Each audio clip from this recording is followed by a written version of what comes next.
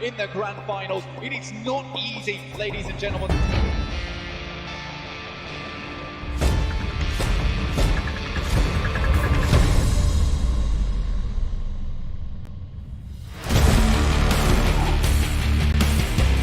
That's a good one.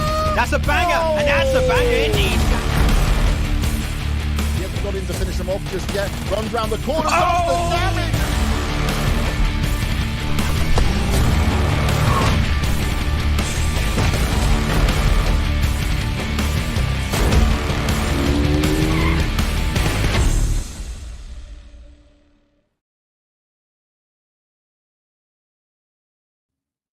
Hello and welcome back to the PUBG Mobile Pro League Africa Spring Split 2022.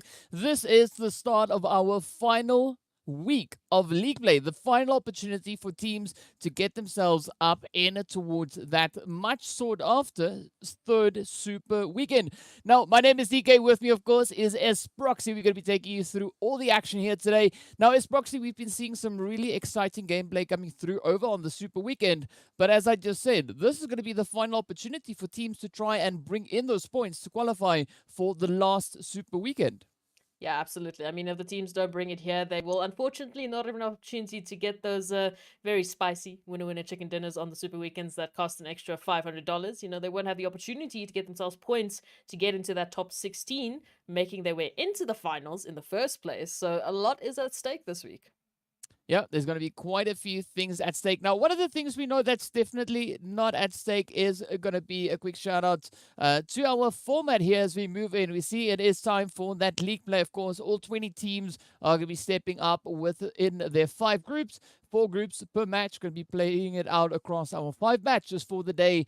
And it is going to be today and tomorrow. After that, final opportunity to move in towards the super weekend for the teams to rake in even more points to try and lock in that position coming in towards the finals. And of course, speaking about the points, this is the point system that they are going to be utilizing. We've been seeing it displayed for the entirety of the PUBG Mobile Pro League Africa. And of course, no stranger to the teams. Starting over on 15 points, trickling its way all the way down to between that 13th and 16th place, where they walk away with a big fat bubble, no placement points in that position, but they can still make a difference coming in with that 1 point being awarded per elimination that they are able to acquire within the game. And also, they are fighting it out for their share of the overall prize pool. We know league stage also is going to be where each of the participating teams will be walking away with $1,500. The MVP at the end of the tournament being awarded an additional grand on top of that. And of course, as we said, Super Weekend chickens, they just taste extra nice. Of course, $22,500 up for grabs. We know already 30 of those chickens have been handed out. There's only 15 left moving into that final opportunity. And of course, after that, it is straight over in towards the finals to see which teams will be finishing up as strong as they can in that final showing. But a lot of excitement in store for us here today as the teams are getting ready to make their way on towards the battlefield. But before we go anywhere, I want to give a big shout out to Monster Energy, our official energy drink partner for the PUBG Mobile Pro Leagues. Now, I just said a lot of things there, but of course, all of it's true, right? The teams are going to have to show their worth once again coming into the battlefield here today. Absolutely. They need to really make sure that they put the pedal to the metal. There we go. That's the saying, I think it is. And absolutely put their best foot forward and make sure that they raise the bar once again, because if they don't, we're not going to see them in the final super weekend. So, you know, I'm keeping my eye out on those teams that haven't yet made it into the super weekend. So the pressure is on for, of course, SWAT 69 and Mad Knight. So if they don't make it, I don't know. You're not going to have the opportunity to get some delicious winner chicken dinners, you know? But definitely these teams have been performing to the utmost potential. They have been showing why they are here in the first place. And they've been adapting week after week after week. I mean, the competition's not easy whatsoever. All of the teams are feeling it, you know.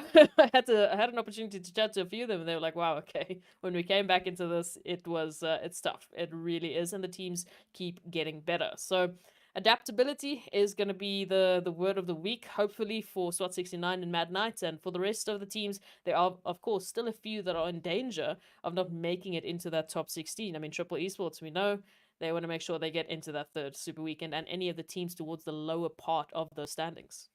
Yeah, definitely want to try and push it as hard as they possibly can. And I mean, we've seen a few developments come through looking at the past Super Weekend, right? We did see the players there from the side of virtual gaming really stepping up quite exceptionally well.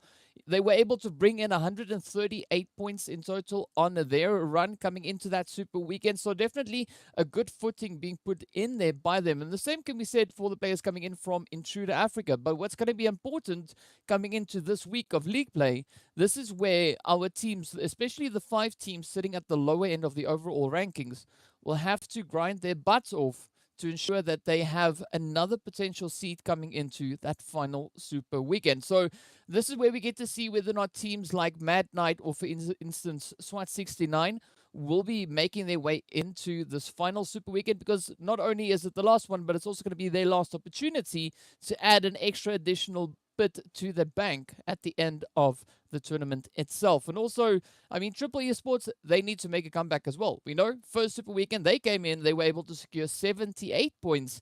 So that currently puts them in about that 17th position.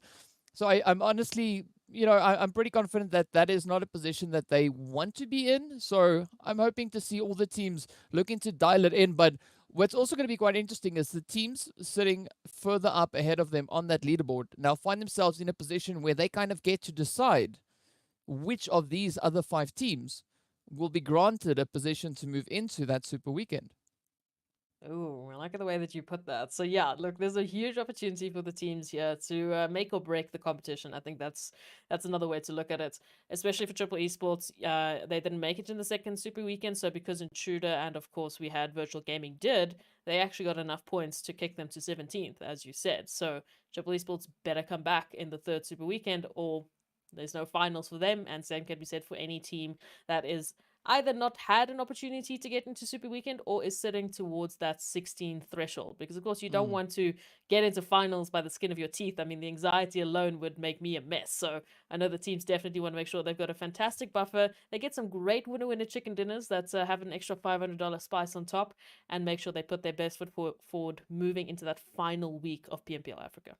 Yeah, and I mean, definitely the pressure is going to be on, right? Because if we look at the performances of the teams coming in through the 2 respective league weeks that they've already gone through, right? The first week, Triple Esports, they were able to accumulate enough points to get themselves into that top 16 position, finishing on a grand total there of 38 points. But then coming into the second Super Weekend, second week of league play rather, that is where things prove to be a little bit more challenging, because as we said, the teams look to progress kind of their tactics as they move forward, right? We do see that evolution coming through from the side of the teams, and it really, if the teams don't keep up with the evolution of the other teams, the opposing teams, it does prove to be quite challenging. So hopefully we see this third week, the teams now really dialing it in, putting it nicely together, and then showing us that final push that they can bring to secure those slots moving into Super Weekend. That is the hope. And of course, looking at our schedule, we've got a bit of a change up once again. You know, we had Miramar the first week, we had Sandhawk the second week, and now back again to Miramar. So, I mean, the teams that enjoy those long distance fights, and again, weirdly enough, I chatted to a few of the teams. They really hate Sanok. I don't know what it is about Sanok, but there's some real frustration with that map. So they're going to be happy that their last league week is on Miramar. And of course, we know there's a few teams that really do shine on those maps. Tomorrow as well, going to be basically taking the place of Erangel. Going to have 3 Miramars, 2 Erangels. So there's a bit of a switch up, but either way, we know the teams are going to be having a little bit of fun, especially with the fact that we've got one group switching in and out. So, I mean, essentially they have the same opportunities. You know, they've got 2 Erangels, 2 Miramars to work with, but it's going to cause a little bit of chaos trying to adapt to all of a sudden there's new teams in the lot. Yeah, but I mean, like you said, now the team say that they really despise Sanok. I gotta say, I am quite happy to hear that, because Sanok is such a challenging map to play on, right? And it keeps on throwing a spanner in the works every now and again, and it's so beautiful to see the team squirming down below. But it does result in some beautiful PUBG being brought forward. But the same kind of goes if you move over onto a map like Miramar, for instance, right? Miramar, it is out in the desert, right? We really have seen a few teams that absolutely flourish when they set foot on Miramar. Things just work out so exceptionally well for them. But what I'm looking to see this week is the teams that found Miramar to be a little bit more struggling for them, I'm looking for the improvement on that front, right? I'm looking for them to try and implement a few changes to not necessarily make Miramar their best map, but just improve their overall performance on the map of Miramar itself. Because as you said, right, Erangel, that's the bread and butter, and we will have our 3 matches today, and of course the 2 coming in tomorrow. But we're also going to have that change up coming through with Miramar. So a lot of focus, again, this time around, being put in on the map there of Miramar. So looking to see whether or not the teams will be able to kind of bring it all together, throw it all into that cooking pot, stir it up, and come out with something beautiful at the end. Yeah, so I mean, the teams that coming through into the first week of league play, going through into the first super weekend, who didn't have, the performance that they needed to actually qualify for that first super weekend, are going to come back and be like, okay, it's rematch time. We're going to go back onto the Miramar Erangel combination, and this time we're going to be the team to make it up into super weekend, because they don't have any other choice. If they need to get into that super weekend for whether it's a point disparity they have to work with, whether it's their first super weekend that they need to get into, whatever the reason is, whether they just want those extra winner chicken dinners and those extra $500, whatever the reason is, they need to make sure they put their best performance into this week to make sure they qualify, because it's getting close. We're almost at finals, and then it's only going to be the top 16. Yeah, and that is going to be the beauty of it. But also now, speaking about beauty, we have to give a shout out to Oppo. So with upgrade performance and upgraded fun, celebrate your winning spirit with a brand new Oppo Reno 6 series, the dedicated smartphones for PUBG Mobile, Middle East and Africa Esports in 2022. Now, of course, we are making our way ever closer to the start of our very first match. It is going to be over on towards Erangel. And as per usual league play, we are only going to have 4 of our 5 groups coming into this first particular match. So it is going to be Group A, Group B, C, and of course the players coming in, they're from Group D, with the addition of Group E sitting out the first match, and of course we'll see them joining us over in towards that second one. But this is where I'm really curious to see what the teams are going to be doing, right? Because we've seen that adaptation come through after the first super weekend into the second week of league play. There was quite a substantial change coming in with the performance of the teams. If you compare that to what we saw in our first week of league play, right? Definitely quite a drastic performance shift coming through. But I'm curious to see this week if we're going to see a similar kind of shift coming through. Is it going to be another exponential change, or will there be a few other potential dynamic changes that the teams are going to be looking to bring in? Because, we've been talking about this could be the final push, the final opportunity, and they only have these 8 maps to try and lock that in. That is it. Whatever they are not able to accomplish by tomorrow, that's it, right? So definitely, if we're being fair, we'd love to see all the teams have a fair opportunity to make their way up into a super weekend. But as you said, right, it is going to come down to how these teams present themselves coming through, and whether or not they want it badly enough. Because if they want it badly enough, they'll be able to get it. But it all comes down to, I think, on that mentality coming in. And this is where things definitely get quite interesting, because the teams have now walked such a path, working their way through league play, working their way through the super weekends. And now this is where we get to see what not only the performance of these teams will be, but also what that mental state will be of the teams stepping back up onto the battlefield once again.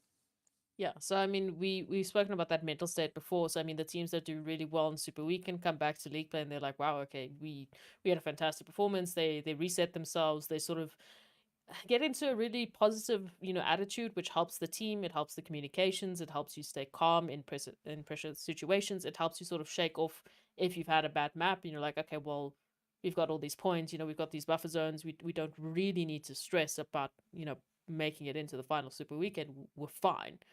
And then for the teams that are obviously now fighting it out and duking it out for that last Super Weekend opportunity, because if they don't make it, they don't get into finals, that's a huge bit of stress and pressure that's added in the back of their minds. It's something that they're going to have to reflect on and keep in the back of their heads as they play their games, which means any sort of hesitation, any sort of mistakes coming through, they hit just a little bit extra, like a little harder, because you're just like, man, I've got to get into Super Weekend. So it really adds a whole sort of different ball game into PUBG Mobile, because we know it can get chaotic. It's at least going to be a Erangel and Miramar, so you have some time to reset yourself, but every single game counts. And so for the teams who start off maybe a little bit slower and really ramp it up, they might be the teams that we're going to be looking at to see, okay, are they going to adjust in time? You know, are they going to make it in time? Because that's going to come down to it.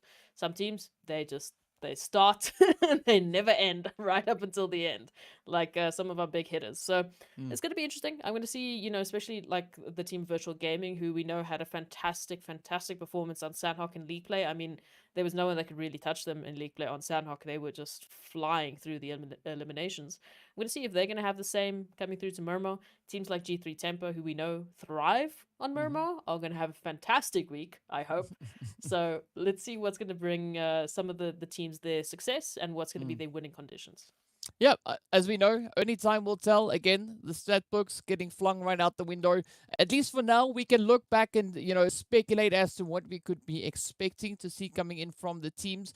But already over the past 2 weeks, I mean, things have changed, chopped and changed so many times. We see teams stepping up exceptionally well coming into League Week, then falling off a little bit when it comes in towards Super Weekend, but also the vice versa of that coming through, right? Teams performing well when in Super Weekend, then stepping up into League Play, and it's like, there's something missing, right? It leaves you with that, with a kind of funny taste in your mouth. You're like, it needs something, but I don't know. Yeah, I don't know what it is. There's that something is missing.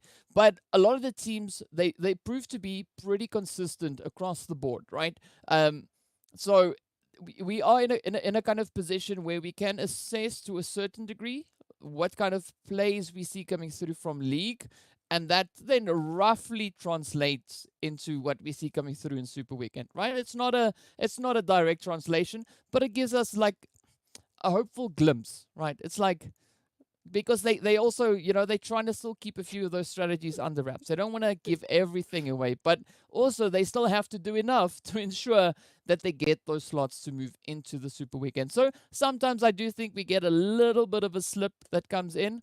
But of course, we are going to be looking forward to seeing what the teams will be bringing once again to the battlefield for their final rumble throughout these last 2 days of League Play. And of course, well, the plane is getting ready. It's warming up. We can hear those turbines spinning up. So we should be making our way across the map momentarily. And this is where I'm going to ask you is, what are we looking for with regards to flight path? And I just realized it's a little bit too late because you can see the map just as well as I can. This might be the easiest answer I've ever had to give. You know, DK, I feel like we're going to go through from Military Island all the way to Georgia. I'm kidding. But yeah, look, I do want to know what that zone's going to be like today. We've had a few interesting zones. We had quite a few more northern zones over the Super Weekend, so that was a nice little bit of a change up. You know, the teams, as you've mentioned, I was so oversatisfied with southern zones because they kept teasing me for bridge games, but we never got it. We finally got it, and I think I was just so over the moon excited I didn't even realize it. But we're going to be interested to see if this is going to change it up, if teams are maybe going to change up their drop sites, because of course now there's a little bit of that chopping and changing in terms of the teams that you're playing against is going to be coming through, so it's going to be interesting. I don't know. I feel like by now, most of the teams have sort of gotten into their groove in terms of Erangel. It's only really the teams that haven't found that success that might need to look at switching it up. Yeah, I have to agree with you on that. I'm really hoping to see a lot more of that emphasis being put on teams trying to improve strategies that have not really worked out too well for them. But I'm also quite excited, in all honesty, to see what the players from SWAT and Midnight, as well as Triple Esports, are going to be bringing to the battlefield, right? We got Triple Esports already on the board. We got the players there from SWAT also, as well as Midnight. So all three teams that missed out on the Super Weekend, they've now had an absolutely beautiful opportunity to go out, assess those mods, try and come up with strategies to potentially not only secure themselves a position coming into Super Weekend, but also, you know, try and figure out a few strategies to come in with quite a surprising performance, should they make it all the way in. But of course, speaking about making it in, I mean, Carter here is not going to be too concerned about staying in the building, as we can see the players here from Mad Knight sharing a little bit of the space here over towards Fairy Pier, with the players coming through there from the side of Team Unique. But of course, that the zone has now started all the way over on towards the western side. Again, a nice little bit of a change, but also interesting to have that western bridge now being in play. It's also interesting. I mean, I feel like more the teams have also just made a bit of a change. I mean, Unique over towards Ferropier, they are along the side of that night, as we can see. Carzo, you're out in the open. Oh, a little bit close there. But yeah, I mean, a lot more teams here towards the western side. Of course, SWAT 69 is also already in zone, so a very good opportunity for them. Yeah, it could be an absolutely fantastic play, but also now we see the plays here from Mad Knight. The Beast trying to engage that Beast mode as Like is now looking to push up. Oh, nice. Got those steps up with a beautiful howdy do. And, you know, picks up the knock. We did see a beautiful trade-off coming in there. So Unique losing one of their players, Kato getting knocked out in the exchange. But a very interesting approach coming in from Unique, because we can see even the players here from the side of the super young stars also now just trying to explore the options a little bit. One of their players here, Cronboy, getting rushed upon, as we can see. Chills and Phantom now also just once again exploring the options. Scope also quite some distance away from both Phantom and Chills here. But, well, maybe we'll see that kind of start to condense. But again, super young stars, super split up approach. Yeah. We've seen it work out a few times for them. Let's hope it's going to be another one of those runs. We hope. We've seen this happen for a few teams as well, and it hasn't ended so well, so not too sure. But Unique looking to maybe even the odds a bit. They've dropped a member. Now it's, it's revenge time. It's time for them to get a little bit of revenge coming back into this one. And Cronboy, unfortunately, might be the recipients of such revenge. We can see a few nades going through, but for the time being, Super Young Stars not sure if they can even rotate in time. I mean, Charla all the way up towards that western side, Lashin all the way towards, the bottom of Promosk, so Cronboy might just have to hold the line himself. Yeah, coming through. Does, well, a good bit of damage there towards Scope, but Phantom, of course, still lurking around the corner, and, Yeah. That was nasty. That, yes, I mean, it's not even like an M4 to take you down, no. Let's just take it to the big boys. Yeah, M249 all the way or nothing, Wow. right? That is what we had coming through there from Phantom. You will die today. Yeah, I mean, come on, let's be honest now, right? Phantom rocks up with like 150, bullets in the mag. There's At nothing you least can do. one of those should, if we're looking statistically, at least one of those should hit the mark. So, Yeah. I mean, for me even, like if I land with a weapon like that, it's a spray and pray, right? You just aim it in a general direction That's and all you you just need go to do, to though. town. You've got so many bullets, Yeah. it doesn't matter. Well, it kind of does, because if you point it up, obviously you're not going to hit anything. Okay, well, general direction, DK. General direction. Again, not something I'm able to do because I'm basically a tree. I'm not even good enough to be a bot in this game, but same can be said. Either way, if we take a look at those rotations now, quite a few have already been made. We've still got Blackjack Esports there towards Zaki, as we can see. Shout out to the observers. It's like you're reading my mind. And a few more teams there towards Military Base. I mean, 1 million back towards Milta. So some rotations that need to be made, but for the most part, most of our 15 teams in the zone. Yeah, a big majority of them, as we can see, positioned up in towards the zone itself. And this is where it now comes to what those rotations will bring, right? Are we going to see some aggressive pushes coming in? Will the teams try and play it a little bit more cautiously? It does, however, seem that over on towards the western side, the teams have thrown caution to the wind somewhat, right? It's like they were like, you know what? West is best, so let's have a party and just kick this day off. Let's just get it done, right? And we did see a few of those engagements already coming through, but now this is where we look to see that kind of continuation. Are the teams going to continuously look to apply the aggression, or are they going to look to bring in a little bit more of a strategic potential approach? I mean, if we look over on towards the Sunken City, this is where we can see 3 of the players from Zero Tolerance, right? And you'll notice that we are missing Skydo. That's because Skydo also thought to themselves, West is best. We love Yeah. West. So just decided to yeet themselves all the way over on towards that eastern side. Yes, Eastern. the western side. There we go. Making up some new words here as we go. But I mean, Skydo now in quite an interesting position, all the way in between the 2-2 split coming through from Triple Esports, but also G3. A nice positioning coming in. They are currently finding themselves smack dab center zone. A slight 2-2 split, nothing too aggressive. But it's a good call because, I mean, it's center zone. They have good control of some decent real estate here, and they can actually gather quite a bit of information from this position. Yeah, and they set themselves up nicely for that next zone shift, which is going to be important. As we can see, like you said, West is best, yes, but if that zone moves a little bit more towards that northeastern side, all of the teams finding themselves there with that western party, or what did we say, eastern party? Yeaton party? I don't know what you said even. Are going to have a bit of a tough time. I mean, Cryptics, again, taking hold of Everest, making sure that if such a rotation were to occur, you know, that they would be ready for it, because we know they love Everest. So, nice little bit of a potential weird opportunities. I feel like depending on where the zone shifts, we're going to have a very different Erangel. Depending on, I mean, if it goes up towards, you know, Everest, your Cryptics is going to have a fun time. If it goes up towards school, half of our teams is not going to have a fun time with the migration they have to make. So it's going to be interesting. Well, I'm not going to shy away from those strange shifts, right? I'm entirely open to that happening. But of course, it all comes down to what the RNG gods are going to be deciding. And speaking about RNG, we do see Lusail and Blackjack now both teams rotating up along that northern bridge. We can see on the map, of course, as you mentioned, Cryptics already up on towards that Everest position with G3 smack dab center zone. We've got 1 million on the approach. We've got the players there from Intruder still sipping on the blue over on towards that Sosnovka Island. But this is now where we look to see where the shifts are going to go. And it kind of allows the teams to continue with the current strategies that they could potentially be looking to play at here. And I think it's a good call for Intruder to decide to rotate north then west instead of heading straight towards the western side. Oh, absolutely. You do not want to be bridge camped there by a SWAT 69, who's very close to be able to do so. And I mean, even if you get past them, it's going to be a fun time.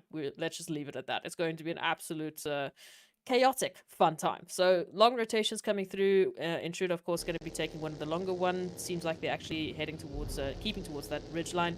So might have a great opportunity just to avoid hopefully anyone and everyone until they get themselves into a good position. 1 million, looking out for darkness, because they were rotating shoulder to shoulder for a very long time in the zone. And a few of the other teams still trying to find their way in. I mean, oddly enough, we've got Senke, who is very split up from the rest of Cryptics, but over there just towards the bottom of Hospital, has a huge opportunity to scout out a lot of, positions here, because we've got 2 towards Everest, we've got 2 still, we've got 1 still in Georgia Pool, so a little bit of scouting can be done here, get some information, because that's one of the more open spots we have in the zone right now. Yeah, scout is what it's all about.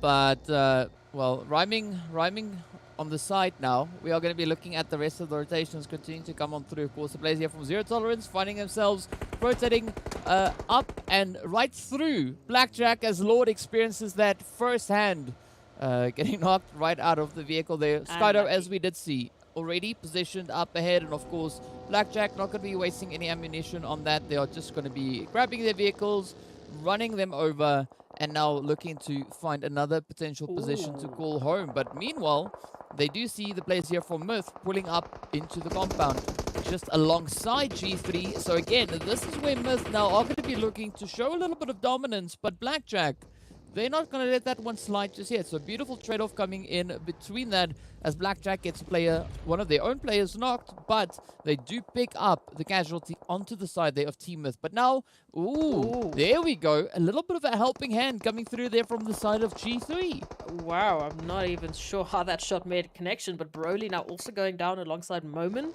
So all of a sudden, we're down to Ramsey and Farouk, who have to hold the line here either towards G3 or towards Blackjack. They are going to find a little bit of success at least, but G3 now happy to turn their attention towards the rest of Blackjack, while Triple Esports turn their attention towards them. So a little bit of a third party on third party on third party action as the teams are still finishing up their rotations. But again, they're in zone, so they have some opportunity and, just to invest a little bit more into this engagement. But yeah, it just, where do you look? Because Triple Esports could be lurking in at any moment. Well, you look anywhere and maybe everywhere. But also particularly, I'd say in the direction of where the shots are coming from, right? You got to use those ears because we know there's no aids coming in here, so there's no assistance, right? So no visual aids, no audio cues that you can see on your mini map, right? Everything. So the players are essentially coming into this one blind, right? They can't see footsteps, nothing of the sort. So all they got to do now is use their senses, go into like full Spidey mode to try and figure out where everyone else is. And especially now with that shift moving a little bit further up north, they have to be super cautious because we can see the players there from Cryptics, they are now having a very comfortable northern region, right? No one there to contest them. But we do see Umbra looking to push up potentially a little bit closer towards that northern side. But this is where the south is going to go absolutely crazy, as you can see. SWAT 69 now looking for a bit of an opportunity onto the side of darkness. Look, I mentioned that earlier scouting coming through here from Cryptics, and it's paid off in dividends because, again, they have so much information, and the information is the entirety of that northern part of the zone. So now they can sit and wait for the rotations to come on through and start picking off some numbers here. We can see Intruders and Myth just trying to finish off their rotations as well. Hopefully Myth will be able to get out of this one because Intruders would be very happy to pick up a few eliminations heading into the zone. Darkness also making huge long rotation coming through here, and of course Marshall right up close and personal there towards Shadowin, looking for that confirmation. Bam, there it is. Now the rest of Umbra needing to make a rotation in if they want to secure themselves that res, but you know, it's a bit too late. It's a bit tough. Yeah, I mean, like, okay, so I understand, like, teams looking to get themselves close to center zone, but looking at the sheer number of teams we have currently sitting in this phase, we still have 15 teams left. You know, that is a pretty tough one to make because everyone seems to be converging in towards that more centralized setup within the zone itself, and this is where we see the players from Cryptics, again, just utilizing all the space they have to their disposal as Senke and, you know, Marshall come through with a few beautiful hits right there on it towards Ramsey. But now the push comes in. The confirmation is locked on over. But now, of course, the pressure is going to start building as Farok, once again, finds himself as the last remaining hopeful for the team. And it is going to be the side here of Cryptics looking to get that jump. But unfortunately, it's not going to be enough as Farok gets traded off, and that would be our first team making their way back up in towards lobby. We still have 14 teams left to show us who's going to be the one to walk away with the first chicken here today. Oh, but Lusail coming in with that northern rotation just behind Senke, so catching off a potential bit of a split there. We'll see how that one's going to unfold, as obviously we had a 3-1 split from Cryptics, so one goes down, what's the other three going to do about it? Now, rotations coming on through. Yeah, it's so many numbers to deal with. Still got 14 teams with that confirmation now of Myth going out. It's a lot of teams to work with, so I agree with you. Maybe just taking that into account, maybe, you know, sticking towards the more uncommon areas, you know, finding yourself maybe a little bit of a safer approach, maybe playing edge of zone, just to make sure that you're not going to fall into the trap of a third party upon third party upon third party. And that zone centering up once again. Again, Cryptics. Just prime position. But now look at Zero Tolerance, right? They've got that position set up in Southern Zone. But this is where the pressure is going to start building because we've got the players from Mad Knight looking to push in. We've got Triple Esports just having a bit of a anchor set up on the edge of zone. The same can be said for the players coming in from the side there of Intruder. But look at Lusail. They are up north. And with the majority of the teams being positioned down south, I do think that there is a possibility that Cryptics could have their attention drawn towards the south, which could open up a great strategy coming through there for the side of Lusail. They could maybe come in with a bit of a super off-angle approach, but the same could, of course, be said for the players there from Darkness. We saw them also coming in with that rotation, heading over in that northern direction. But down south, this is where the players from Zero Tolerance are going to be looking to kind of gatekeep a potential angle here, as we saw Hate and the rest of the team not just trying to find a bit of a way in, but of course Unique now finding themselves right up alongside the players here from Mad Knight. Oh, and Mad Knight have already lost a player just making this rotation into the zone, so they definitely would not want another one to come through here, and Scope might be looking to make that confirmation with a nice little bit of a cooked nade, just holding off for the time being, wait until everyone's inside. Oh, okay, it's a very close up and personal, looking to get a little bit of revenge as well. And Unique, very split up. So, I mean, if Skirp gets his engagement started, they're going to be alone for the time being, as the rest of the team is still having to just group up. So, yeah, back in the vehicle we go. Maybe a little bit too much. Or is it? Just in time. Just in time. But they escape for the time being, while Zero Super Young Stars coming on through to try and find an angle as well. And now Intruders and 1 million kicking us off. Yeah. Oh. Ooh, yeah. Oh. Whites getting hit with a beautiful nade coming through there from the side of 1 million. Both these teams, of course, now side by side trying to squeeze their way on through. We do see the players there from G3 now positioned within the zone, looking to apply a bit of the pressure. And it is also drawing the attention of the players coming through there from the side of Triple Esports. We can see AWAM coming in with a quick hit over on towards the players there from SWAT 69. But look at this though. Intruder getting sandwiched right in between 1 million and G3. It is going to be the end of the road for Intruder as they also now have to pack their bags. But G3 not going to be stopping there because he's 6 guard and Nacho already getting picked on up. It is now down to Flacco and Buden to try and push through. But of course, Blackjack, they've been a little bit in the thorn of us in the side here for the players of G3, as we can see. Buden now just looking to pick up a few of those confirmations. Beautiful hit though coming through onto the side of 1 million. Another nade getting sent in. Oh, I don't think it will find any damage just yet, but E-Flex very well positioned right up alongside G3 here. Yeah, looking to snake into the grass, maybe surprise Wade in here. Oh, the Pixel's there, but the Pixel's not going to be making a connection, unfortunately. But for the time being, G3 Temper, they do have one still knocked as the res comes through on towards Nacho. So they're looking good to reset into this one, and it's going to come down to those angles. You see Escanor now trying to take a wide flank around the side here of G3 Temper as Nacho gets picked up. So all of a sudden, this is an opportunity here for 1 million to get back into the duo of G3 Temper and get those confirmations. Flacco here towards the southern side, picks up 6 guard, looks to find the connection onto E-Flex, as E-Flex is just jumping in the smoke. Jumping and hopping, trying to avoid the bullets here. E-Flex just flexing on the reflexes there, but will E-Flex now be able to flex all the way through? Picks up the trade-off on towards Buden. 1 down, 3 more to go. G3 still going to be looking to make a bit of a play. Sorry, rather it's 2 down as we do see a beautiful hit now coming through there from the side of 6 guard as they're quickly trying to tend to the wounded Flacco. Just looking for that res, but of course they need to hurry up. They've got quite a bit of ground to cover. Also, the blue zone is going to start closing up momentarily. I'm liking this play coming through from Triple Esports though. Just looking to set themselves right up in front of that pathway, that potential rotational path now for the players from 1 million. And of course, G3, as we can see, Escanor now looking to be in a relatively challenging position. Of course, is the only hopeful now for the side of 1 million. But this could be where we see the players now from Triple Esports looking to make a bit of a stand. Yeah, and providing a great opportunity for G3 here to disengage and get on out. As Escanor, as you said, left alone and afraid, but not afraid enough to just avoid taking down a potential here from Triple Esports. Finds Thor, looks for the rest now. As all of the teams making their rotations in, we do see SWAT 69 going out. That's unfortunate for them. And these rotations are just going to get crazier and crazier as all of the teams now picking each other apart. And of course, that blue zone coming in, 5 layers deep. Oh, it burns. It absolutely burns.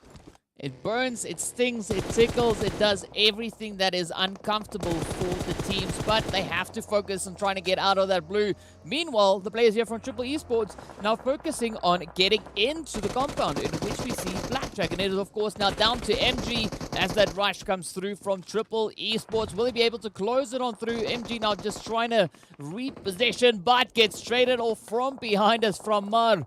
And the rest of the players here from the side of Triple Esports come in with some beautiful shooting. AWAM, absolutely fantastically done. But now, pressure continues, right? 9 teams left as we continue further into this next phase. Blue zone closing on up. And now the players here from the Super Young Stars finding themselves in a little bit of a predicament. Almost on the edge of blue, as we can see that blue zone now forcing the hand there of Charlotte. Having no other options, having to leave Joker behind and instead prioritizing that positioning back in towards the zone. And the fight now turns up into the swamps. The pressure is going to be pretty crazy. Oh, yes. We love it. 6 teams now left. The Super Young Stars are out for the count. And Zero Tolerance trying to make their rotation here just alongside Triple Esports. But of course, who's up ahead? It is G3 Temper and Cryptics, who have found themselves relatively center zone, except for the split coming through from G3 as Umbra is right between them. So that'll be a little bit awkward, but we'll talk about that a little bit later. But the split might be what they need. Finding Morteza now wasted, looking unhealthy as 6 guard is just going on an absolute tear here. Solo coming on through with the firepower needed, and Flacco is in a position to get involved with a bit of a crossfire here. So this could be huge for G3 Temper.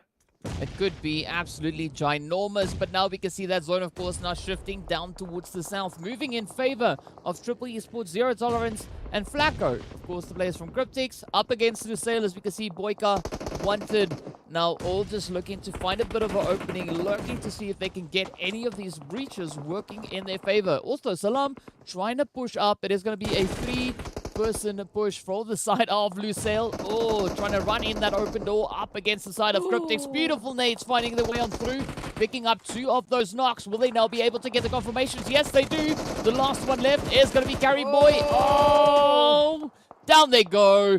Such a synchronized, coming in here from us on the caster desk, but absolutely beautiful synchronized performance coming in here from the side of Lusail. Oh, it looks like they have done whatever they needed to. They got the communication up. They got the coordination locked down. Lusail picking up Cryptics. Huge, huge play from them with that flank coming through from that northern side. And again, talking about Umbra and G3, it looks like Six God has been knocked. So for the time being, Flacco might just have to snake it on in to the final zone with that confirmation. Now, Triple Esports and Zero Tolerance, the next team to try and get a confirmation. Oh, that is a PRZ and Morteza aren't looking for the last remaining player here of G3. Temper, that's Flacco, is going to be on the receiving end of a little bit of a barrage coming through and just tries to dip and dive and run away because there are bullets right behind him. Yeah, not only bullets, it is also going to be what's left of Team Umbra. As we can see, at 2 of the 3 players now positioned just up ahead. And now the rush is going to come in. Will Morteza and PRZ be able to close it out on towards Flacco? Of course, the flames getting sent across there as well as the molly makes its way through. Ooh, Flacco so close, sends it in. Oh, is there going to be the one? No, Morteza just out of reach of the chaos that could be coming through from those utilities. But now, still, the angle's going to be looking to be played here. As we can see those hits continuing to come through from Mar. Unfortunately, getting traded off, but a beautiful vantage point in favor of the players there from Triple Esports, though. Oh, yeah, no, this is a very interesting position. Now that zone shift might make the final call here, as we can see coming on through. Ooh, favoring a little bit of Triple Esports and Umbra for the time being. But again, like you said, Triple Esports, they have a fantastic line of sight. G3 Temper now being confirmed. We're down to 4 teams remaining, as Zero Tolerance has to come through from the furthest bit of a rotation here, right behind Triple Esports or right up towards Lusail. They're not going to have an easy way, whichever path they choose to take here. Now, Umbra trying to stay alive and apply pressure back onto Lusail, who are trying to get into the zone. So potential opportunity for either side. I mean, Umbra, they've got the buildings. Triple Esports, they have the high ground. Yeah, and of course, it's still going to be quite the challenge, right? Umbra now just trying to inch their way back up in towards that zone, but Zero Tolerance, they've got the craziest distance to try and come here. Yes, they're not ridiculously far away from zone, but it's going to be so challenging to find a clear path. As we can see, we've got Triple Esports positioned right up ahead of them with the addition of Lusail. And Umbra, for the time being, are looking to just assert their dominance on towards that northern side. But this is where the players will now have to try and come on through. Blue Zone will be making its way on forward. We see a quick push coming through from Wanted, just trying to get a little bit closer there to the side of Boyka, who's keeping a very watchful eye on the side here of Team Umbra. But oh, the carnage, of course, unfolding on the top there, as we can see the players from Triple Esports now just trying to blaze down a few hits in the direction of Zero Tolerance. The rush coming through, beautiful hit back and forth. Will Skydo be able to avoid the bullets? No, he isn't. And down he goes. AWAM picking up a beautiful hit, but hates so low with that health bar. Up comes AWAM, now looking to close it up. Will he get it? Tries to strafe it, and down they go, but also off they make their way right back into the lobby, and Lusail pick up the first chicken on this 3rd week of the league play. Absolutely insane play coming through there. I mean, Blue Zone just eating away at the health bars of the players, and we were so focused on that fight that we kind of completely missed what happened up and towards the northern side of the zone.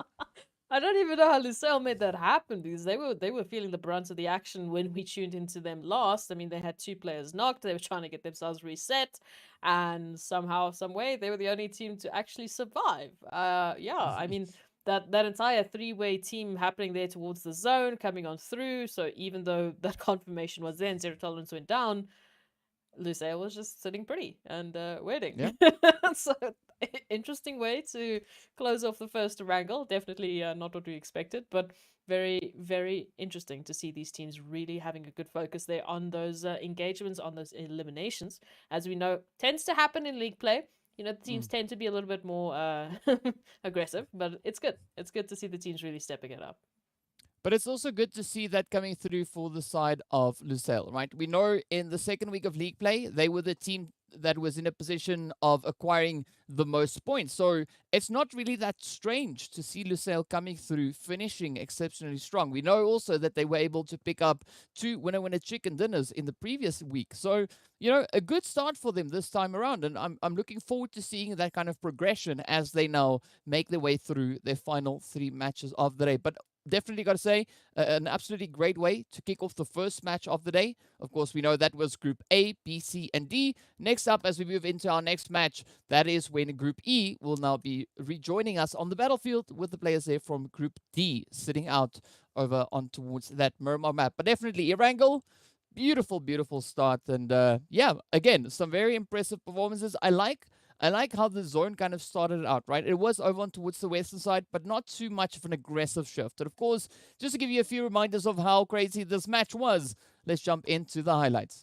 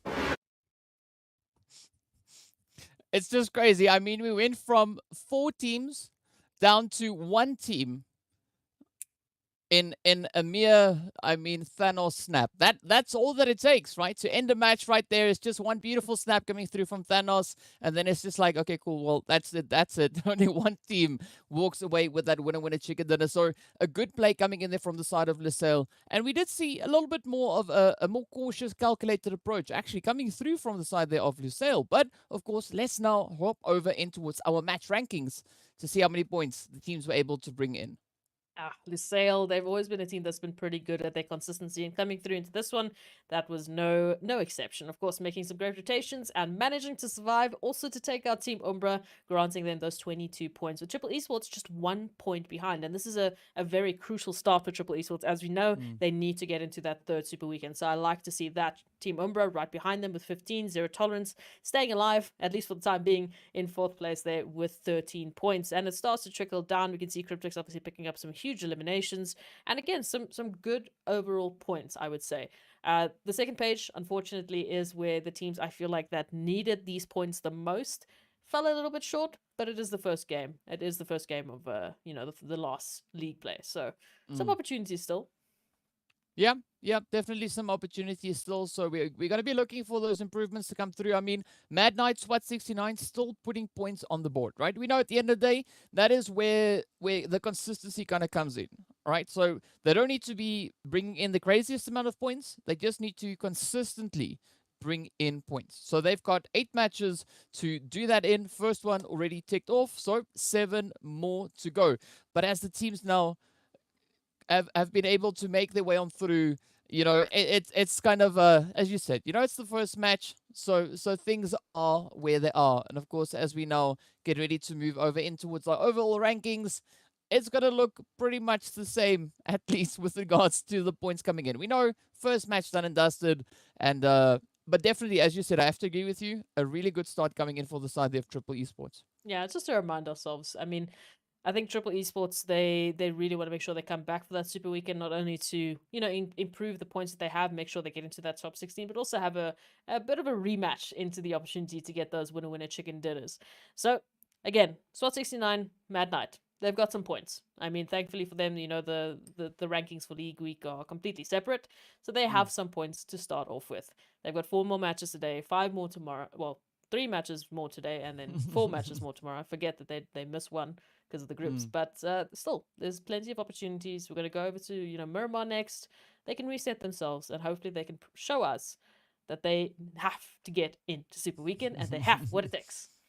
Yeah, but what's also going to be exciting now is to see the addition of the players there from Masters Esports, Line 4KT, Virtual Gaming, and YONKOUS that are going to be joining us over on towards Miramar. So be sure to not go too far away. But of course, before we go anywhere, we have to give a big shout out to Nimo TV, the PUBG Mobile 2022 official streaming platform partner. So much love going out to Nimo TV as well. But on that, we are going to be making our way into a quick break. So be sure to stay tuned, and we'll be back with a little bit more of that Miramar action.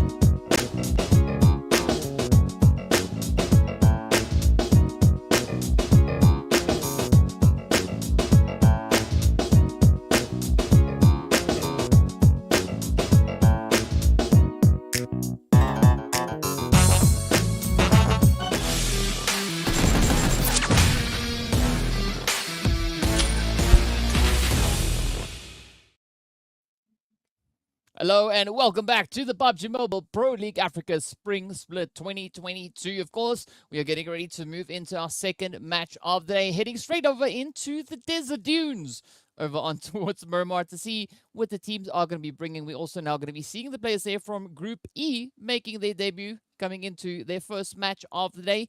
After this match is done, all the teams will have had their opportunity to play at least one match so far. So I'm quite curious to see what the teams are going to be bringing forward as they make their way up in towards the battlefield. But of course, we'd love to hear what your thoughts are. Let us know on social media. Hit us up on Facebook and Instagram. You can search for PUBG Mobile Esports Africa and, tell us what your thoughts are. Also, we got to give a big shout out to Oppo. So with upgrade performance and upgraded fun, celebrate your winning spirit with a brand new Oppo Reno 6 series, the designated smartphones for PUBG Mobile, Middle East and Africa Esports in 2022. Now, speaking about 2022, is another nice flight path coming in here in 2022 as the teams now start making their way through from that northern side. Don't ask me about the segue. Let's just say yes. I was going of to. course, heading all the way down towards Val del Mar. So, almost center zone. So I'm pretty sure the teams would be quite satisfied with this flight path for the most part. Yeah, look, plenty of opportunity for the teams to sort of get themselves into their favorite spots. I am going to be looking at Chumacera. Are we going to see Cryptics there once again, or are they going to change it up? Is Picardo once again going to be absolutely crazy, or, will there be a little bit of a different focus coming through for these teams? I'm going to be keeping my eye out there on Mad Knight, on SWAT 69, and of course Triple Esports, because those are the three teams at the moment that are in danger of not making it to the finals. So hopefully they start kicking it up a notch, at least just a notch for now. Will suffice for now.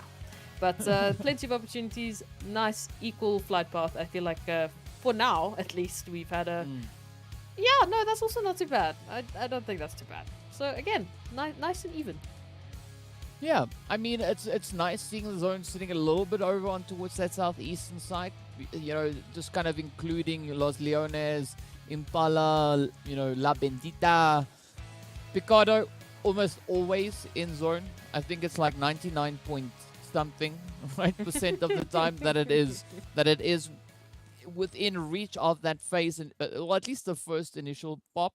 But now we get to see what the teams are going to bring through with their rotations, because we see a majority of that eastern side of the zone still being quite open for the taking. And this is where we could see some really lengthy rotations potentially making their way on through. I mean, even the players there from Darkness, they are pushing in the direction there of Los Higos, which I'm pretty sure they'll be able to reach all the way across into.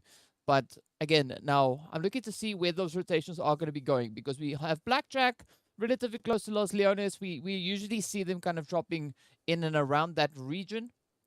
And, for as you said, things not looking too off to start it off with here. But, of course, it is going to be time for looting phase. And after that, we could see some potentially interesting rotations making their way through onto the battlefield.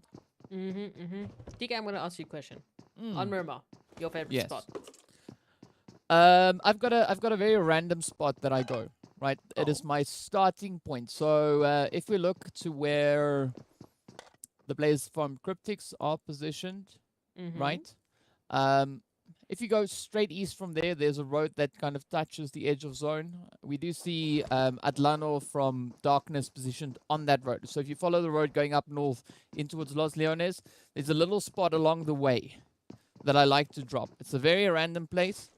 But that's where I go. That's when I'm doing my ranking route. That's where I start, and then I kind of just play from there. So I've got a spot. I've probably dropped there like 300 plus times. Okay, interesting. So avoid people is the yeah. Well, yeah, because I'm a bot, I play against bots. So when I drop there, I know exactly where the bots are going to come from and at what time they'll come, if they come. So, having dropped there so many times, I know that if I reach a particular point, if there is a bot that is coming, it will be coming from a particular direction, so I know where to look. OCD, that just hits me every time. Okay. So, it's a strategy that works, and, I can climb ranks high enough till I eventually get to play against real people, and then I lose. But up until that point, it works beautifully. Up until that one point. Okay. No, fair. All right, so I mean, some of the teams now potentially looking to reassess their strategies. Unfortunately, they're not playing against bots, so they won't have it as easy as you do, DK. I'm sorry to say, but resetting it. I mean, there's not a lot of points of contention just for the time being. If we look at the outskirts of the zone, when we turn our attention towards the inside of the zone, we do see Masters between G3 Temper and Umbra. We also have the Mad Knights very, very close to Umbra as well. So potential, a little bit of something that could happen there. We'll see. Rotations are really going to make this pop. They do have quite a bit of space in between themselves for the time being. It's just going to come down to those rotations. I mean, southern part of the zone where DK normally drops, pretty empty for the time being. Yeah, see, so if I was playing on this particular match, I would have a field day, right? Like, I'd just be smiling with loot. Would I be taking fights? No, that's why I leave it to the players like Unique and Triple Esports, who we can see currently fighting it out.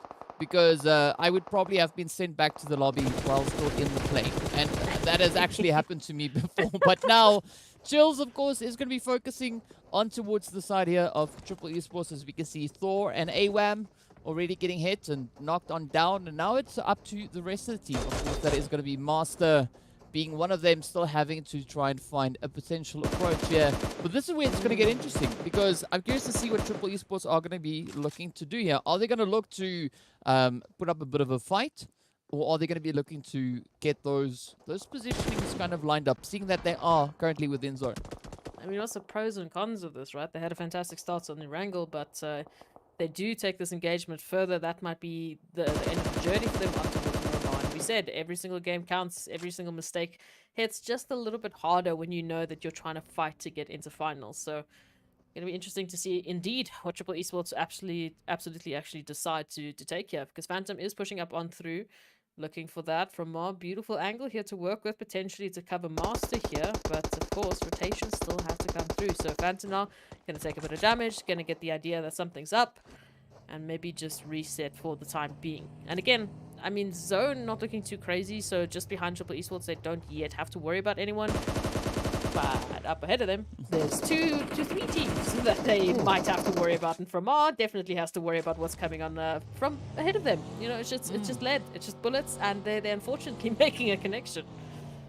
Yeah, I mean, like, connection is key, right? But obviously you want to make the right kind of connection, and obviously you don't want to connect in with the opposition's you know, ammunition. Yeah, getting sent in your direction. But ideally, we'd like to see from Mar and Master just reunite once again.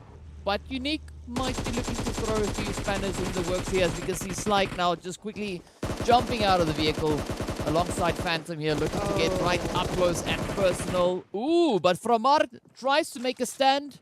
Unfortunately, Unique, yeah, they just outnumber them. I mean, a 1v3, what are you going to do in that situation? So, yeah, Triple Esports down to a solo. So, I hope Master is running. I hope that's the case.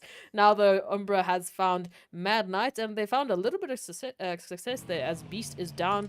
Ammo just behind the ridgeline, Kater also just behind the ridgeline, and an immediate disengagement from Mad Knight. So we kind of see that contrast coming through here of Triple Esports and Mad Knight, where the focus is being placed. Of course, Mad Knight, they have a bit more pressure on their shoulders for the time being. So definitely looking to just prolong the life of the team and the representation of the team in Miramar, which I think is perfectly normal. I mean, looking at the sort of disparity in terms of space that they had to work with, team was a little bit split up. I don't think they were going to make it in time, even if they did want to go for it. So, yeah, no, a good call coming through from them. Rotations now finishing on up. I mean, everyone pretty much in zone, which is the beauty of Miramar. So much space. And of course, still that southeastern side of the zone of the island, still pretty much free for the taking. So, plenty of opportunities for teams to make those rotations. But that zone could throw a spanner in the works. It could. I mean, it could even throw an entire toolbox in the works, but it all comes down to what the shift is going to bring. And of course, it's nothing too crazy, you know? A little bit of duct tape can definitely fix it, but it is going to be quite difficult for Triple Esports to fix that with duct tape. And of course, Scope is going to come rolling on in. You know, just taking the vehicle there for a bit of a We've spin. missed it. We've But missed some vehicle we'll madness. probably see it coming through in the replays, maybe, or maybe in one of the highlight videos. We I don't hope know. so. We'll have to wait and see. But if we look on towards the positionings, we do see the players from Super Young Stars now just trying to push in a little bit, coming in all the way from there from Monte Nuevo. They've got a relatively straight rotational path using this main road. But speaking about main roads, we also have the players from Darkness positioned all the way towards that far southern side. We're also now looking to just sneak their way past Puerto to get up in towards zone. And of course, we also have the players from Blackjack currently positioned smack dab center, well, relatively towards the outskirts of Los Leones. Myth rotating up alongside the players here from the side of Virtual Gaming, and of course, as I said before, the players from the Super Young Stars. So they got to be quite careful with what the route it is they choose, because they might have to take a quick few pit stops. And of course, speaking of pit stops, the vehicle is going to be clutched or glitched into the terrain there. But definitely the shots will not be, as we can see Zeus now trying to bring in some rather drastic plays to make sure the vehicle doesn't take too much damage. Thought you were going to make a checkpoint joke there, you know, that Myth is holding a checkpoint, but it's fine. I mean, you know, opportunity next time. Looking at it now, 15 teams in this, as Triple Esports unfortunately has, of course, you know, bid their dues. And the next team I'm looking at is Super Young Stars and Myth right now. I mean, Myth in a 2-2 split, Super Young Stars right in between them. And of course, Virtual Gaming, as we can see, right up ahead of that. So, what might be a little bit of an interesting opportunity here. Team Unique, a team that's already picked up an entire team, potentially looking for Mad Knight as well, as they are relatively close to one another, just on the ridgeline. You can see a little bit of a space there, but still plenty of opportunities. And teams now making a fairly good rotation. Some potential points of contention might be Slime 4KT and Zero Tolerance. This contention between Mad Knight and Unique, though, I would say is the closest. So I'm not sure if these teams are going to actually go for this engagement, or for the time being maybe just play it safe. Well, ideally for Mad Knight, right? They'd want to try and last as long as they possibly can. So they need to be super selective with which engagements they decide to take. So looking at their current position, they can afford to stay there a little bit longer because they're not too contested. Of course, Unique is now also looking to rotate a little bit more in towards center zone. They do, however, have the players there from Master's position behind them, but over on towards the western side, or eastern side rather, this is where things are looking a little bit more interesting, right? We've got the players here from Zero Tolerance and Slime 4KT now also looking to get into a bit of a fight, and we did see a great performance increase, right? Or rather a step up coming in from the players here from Slime 4KT in just the past Super Weekend. So I'm super curious to see what they're going to be bringing into this week of league play. Yeah, look, if they can continue that, if they can get back into Super Weekend and just keep on bringing in the winner chicken dinners, that would absolutely just propel themselves into finals with the absolute momentum that they require. So very keen to see if that's going to be the case. Now, Zone centering up, well, going to be closing on into La Bendita and Los Leones, at least the northern part. So opportunities for plenty of the teams that made that central rotation. I mean, I'm looking at Virtual Gaming, Mad Knight, Unique, Myth now pulling up as well, alongside YONKOUS, G3, Temper. There's so many teams now finding themselves in some beautiful positions. And of course, now the rotations trying to get into that next zone is going to be a little bit tough, especially from that southern side, maybe even the northeastern side. Lusail might be the first team to touch down and just hold a bit of a gatekeep. Yeah, they could definitely be doing exactly that, as they do have, you know, controlling numbers coming in on towards that western side. But now it's all down to, you know, what these rotations are going to bring in, because we still have 15 teams left. So only one team so far getting sent away. All right. So it's like, which way does it go now? Because this is similar to, you know, those 15 teams we saw making it on Erangel all the way up into those late phases. So at least it is Miramar. It is slightly vaster in size, slightly. So now it all comes down to what the teams are going to be doing with their current positioning and how many gatekeeps they are going to be looking to bring in along the way. Of course, the players here from Lusail and Slime 4KT will continue in their efforts to fight it out, as both these teams are still to make a successful rotation up into the next phase. Oh, and Plaza a little bit separated, and unfortunately going to be feeling a little bit of something else in particular, maybe something lead-based coming through. Storm, though, holding a nice little bit of a rotation. They're finding Watson, who was on that back line, applying most of the pressure there with that rotation coming through. So now all of a sudden, the call to pull back is going to come through here for Lusail. Leave Plaza alone, maybe for the time being. We do see Wanted, very cheeky, just saying hello. I see you. I'll come back for you a little bit later. But regroup is essential here because you can see the 3-1 split coming through from Slimefork AT. Those 3 now pulling up on the 1 from Lusail. So Watson might be confirmed for the time being. It's like a yin and yang situation right now on the minimap.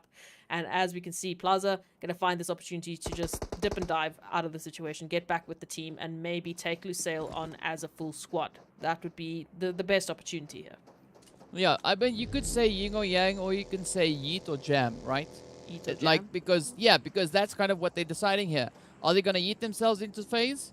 Or are they going to stay around to jam it out, right? Looking to kind of close up the edge. Sorry, I just came up with it on the spot. It is a little bit of cringe.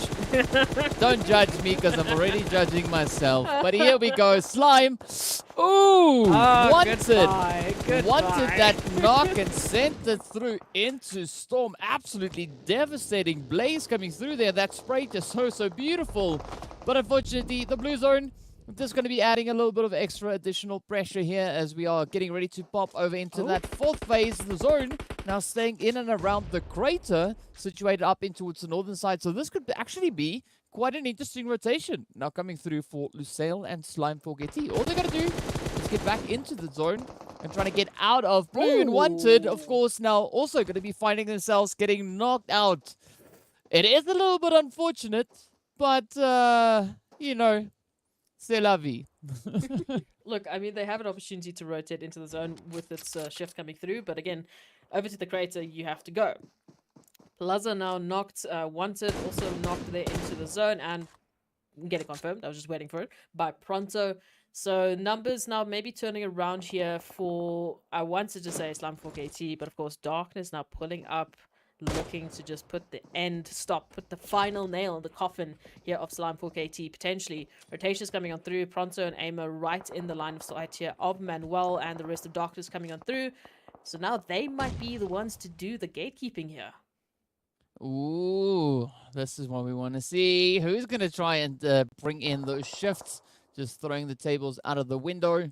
Moment, keeping a very watchful eye there on Aimer, taking aim, looking to see whether or not the shots or those angles could be lining up. Meanwhile, we do see quite a few hits coming in as the teams still continue to push on forward. Of course, still 15 teams remain with only Triple Esports being sent back into the lobby so far. Lusail going to be looking to advance up. Ooh, that northern side. Slimefork AT now running into a bit of a brick wall as we had the players from Darkness and Lusail holding up the defensive line right up here on towards the edge of that zone. But up comes their heads once again as the players from G3, or at least Nacho, looks to just explore the edge of the crater here. But fortunately, Lusail, Darkness, they're going to say, no, you know what, it's fine. Don't come here. We've got it under control. And with that, Whiskey now also getting traded off in the exchange.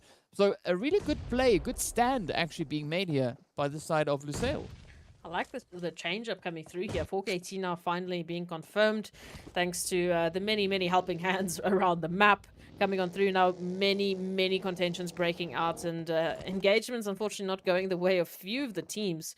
See Zero Tolerance also being confirmed, and oh, this is a bit of a tough opportunity here. Cryptics now finding themselves in a little bit of a barrage thanks to Morteza throwing such beautiful nades, looking for those connections. Lazy Boy just teetering and tottering around the angle there, looking for something to work with here, but in the meantime, beautiful sort of reset coming through from Cryptics. They're going to get that res up, and they're going to hopefully reset. Oh, but PRZ there towards the northern side has a good line of sight there on towards Lazy Boy. Is going to find the connection. So Cryptics, they got one up, and they had to trade the other. They have to make that rotation out. As also, Blackjack now finding Marshall. So Cryptics not having a great time. Yeah, that is looking quite devastating though, but now look at this. Blackjack are going to be looking to apply a little bit of the pressure here as we got Reverb trying to sneak in all the way from that eastern side. Oh yeah, indeed, Cryptics not being in a very good position. Down goes Marshall, and now it all comes down to what Senke can pull through in this final push. YONKOUS also now going to be yeeted into that lobby, but let's see. Blackjack spotting a few opportunities in the vicinity. They can see Lashin there from the Super Young Stars, also positioned up ahead. Team Myth now also making their way back into the lobby, so we're definitely seeing quite a few teams starting to fall left, right, and center with that zone. Taking a bit of a shift over on towards that southwestern side. Unique, slightly zone blessed here, not gonna lie. But now it comes down to whether or not they'll be able to hold on to that position. Over on towards the east, outside of zone, it's still gonna be a very hairy fight. You can say that again. Oh, ZK just running. Just please. I mean, Bullets literally on their heels as they're trying to make that rotation coming on through. And PRZ now also finding some success. Super Young Stars making a rotation. Virtual Gaming not looking very healthy at all, unfortunately for them. Down to one member still up, and Adam as Team Umbra pulling on in, getting those confirmations and saying thank you very much for the loot and the eliminations. And they have a fantastic position in zone. But of course, Petrox here, a little further up, has to watch all of this unfold. Wasted is down, so maybe when they make that rotation to get the raise, that might be a bit of an angle to work with. But, oh, it's going to be a tough one. Because, again, that final zone puts them so close to all of the other teams, like Team Unique. So as soon as you make a little bit of noise, you're giving your position away, and that might be your team. Yeah, it might be your team, and of course, now, speaking about might, we can see the players there from Blackjack also now getting hit by the shots coming through there from the side of G3. But Oh, six, out he goes, getting picked up out in the open as Atleno comes in with a beautiful sneaky hit there. Just beautiful capitalization on these positions. Moment also now going to be looking to just find a few openings, and if not able to find them, looking to create them. As we can see, G3 down to Flacco and Buden. As we see Darkness still looking to get those angles lined up. But they also now, at the same time, need to prioritize that repositioning. Because as we know, that blue zone is not going to sit around and wait for anybody. It is going to start pushing those players to make their rushes further up in towards the zone. With that, Masters now meet their end as they came rushing up towards the players there from Unique over on towards that western side. But up comes that eastern rotation. Unique, Umbra come pushing in. Virtual Gaming getting sent on back. Oh, yeah, but Petrox. No real opportunity in that one, alongside the solo there from Cryptics, who also just got confirmed. So 8 teams now left. We do still have a few teams with, unfortunately, only stragglers to work with into this potential final fight.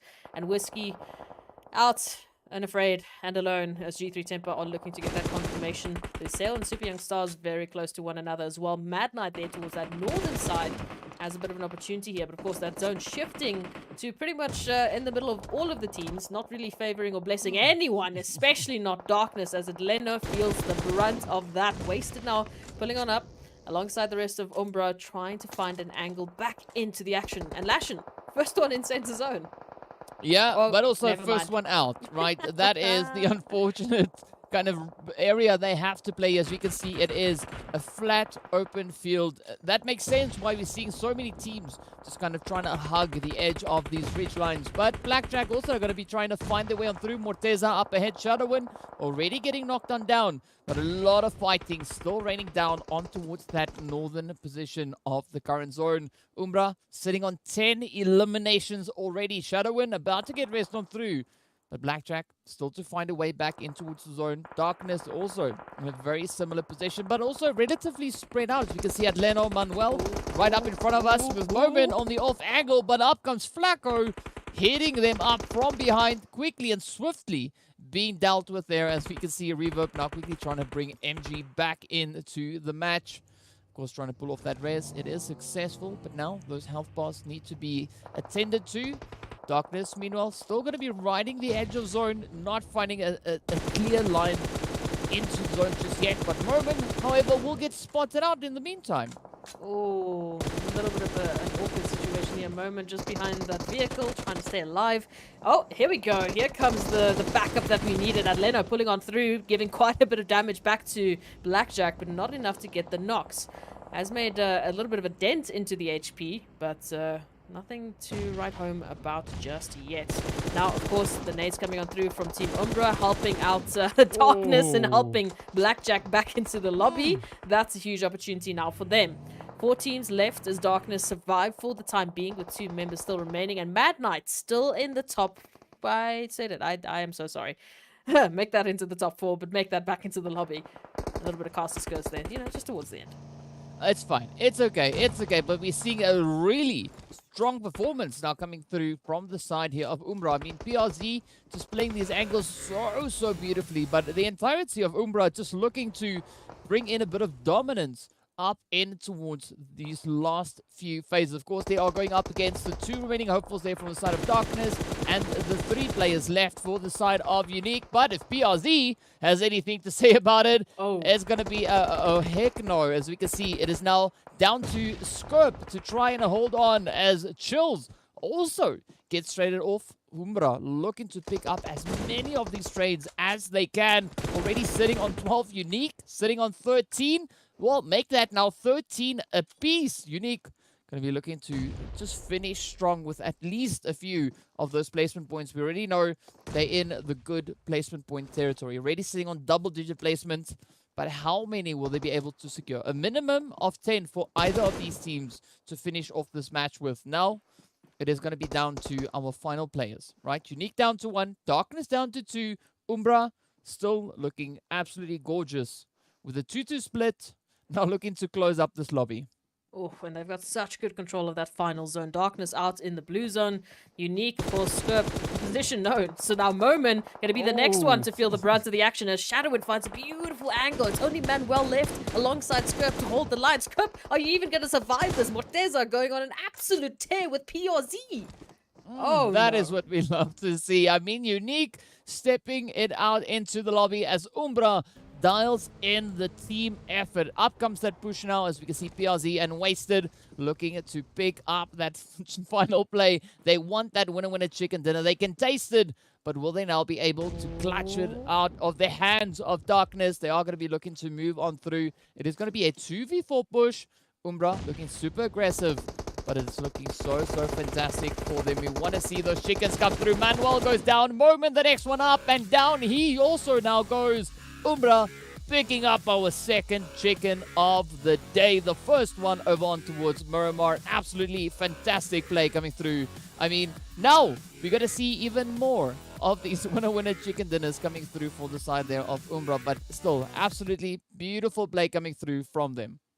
Absolutely, and maybe they're, you know, alluding to what will happen in the next Super Weekend. As we said, we've been waiting for them to get a winner chicken dinner for the longest time in Super Weekend, so hopefully that performance will carry on through. But a great start to the 3rd league play week, so they're definitely trying to make sure that they can come back for that 3rd Super Weekend and prove us wrong. But still plenty of games to go, and again, Mad Knight picking up some huge games. But also, that was the first chicken dinner for Umbra on in the week play, right? In the league play. That was their first chicken. Wow. So well done. Let's hope that is the first of many more to come. Because I just had to go back and look at week 1 and week 2. And that was the first chicken that Umbra was able to find coming into the league play. So yes, I hope that that is an indication of what we could be seeing for the remainder of this week. Absolutely fantastic way there for Umbra to close off the match. And it does really seem like things are starting to click into position. But all we got to wait for is to see what they will do through the remainder of the games here today. But yes, I mean, Miramar off to a fantastic finish. No, I mean, look, that was the best finish on a Miramar for some of these teams that we've seen in a while. I mean, seeing such a different set of teams there towards that top 4, top 5, top 6. I mean, that's a complete change up from what we've seen in the past, which is great, again, for the teams that have so much pressure. Mad Knight making it up into 4th place. That's huge points for them to pick up there on our 2nd game. So I want to see how the rest of those rankings are going to look like, but I mean, that's a really good Miramar, especially when you consider we normally see Cryptics or G3 Temper taking those wins on Miramar, like back-to-back. Big change-up. Yeah, and that's what we love to see, really seeing teams shaking things up, as we said. Stat books out the window, tables, the figurative ones, yes, definitely out the window. I cannot get this one out the window. It's going to take a little bit of trying. But of course, well, enough of that nonsense. Let's get into the highlights of this past map while we try and figure out what we're going to do with our tables.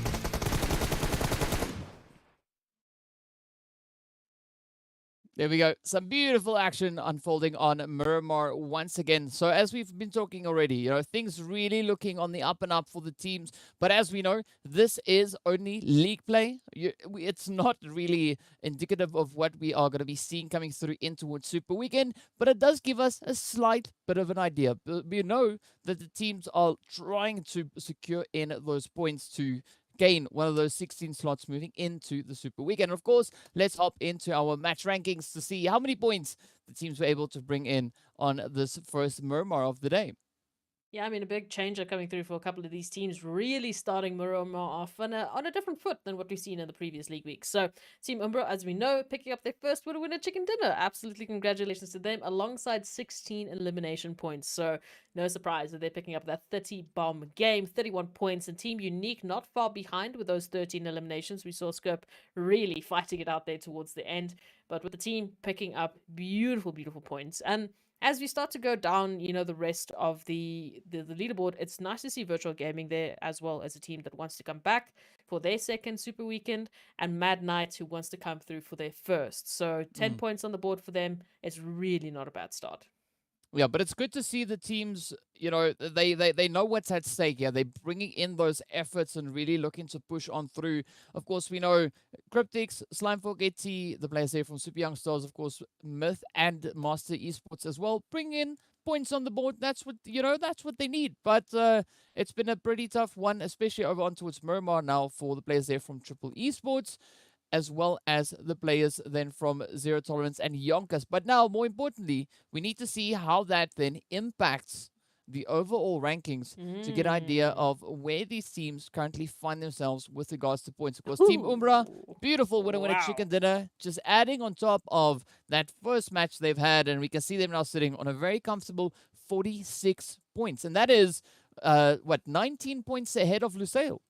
Yeah, look, I mean, a big game like that is going to result in such a huge leap on the overall rankings. So great to see it. And Mad Knight, they're in 8th place. So a really good start for them. I hope it's going to continue.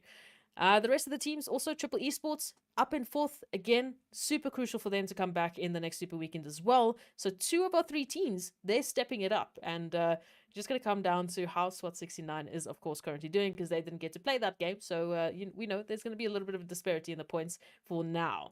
But 2 games down and some really, really good sets of points. Going over to that next page, we can take a look at a few of the other teams who maybe not quite yet getting what they wanted to, but slowly but steadily picking up points. I mean, Super Young Stars picking up those 10. We know they're also a little bit closer there towards the bottom, but they had a fantastic game. I mean, the rest, Slimefork AT, Team Myth, Cryptics, they're picking up points. They don't need them in Super Weekend points, if we're talking about that, but they want to come back. They want to get some of those winner chicken dinners. And yeah, I think it's starting off on an interesting foot to see some of the other teams, making it up into that first page. Last page, of course, not looking too great for a few of the teams, but I think overall the Miramar changes coming through, it really does feel like the teams have sort of fixed what they needed to fix, and they've come back with a new attitude into Miramar. Yeah, definitely does seem to be the case here, but we'll get more confirmation as we make our way through the remainder of the games right here in towards the league play. But yes, definitely some good points being brought in at the top end of that leaderboard. Now we need to see the rest of the teams looking to see how many points they are going to be looking to try and push for, and how far they are going to be looking to establish themselves on those leaderboards. But of course, we'd love to hear what your thoughts are. Let us know over on social media. Hit us up on Facebook and Instagram. You can search for PUBG Mobile Esports.Africa. Tell us who you think will be the 16 teams moving through in towards our final Super Weekend. Of course, this is only the first day, only 2 matches done so far. We still have 3 more to go, and each of the teams, of course, still having several more to finish on up. So still a long way for them to make their progress on through, but we'd love to hear what your thoughts are either which way. So hit us up, and with that, we are going to be making our way into a quick break while we get ready for our 3rd match of the day.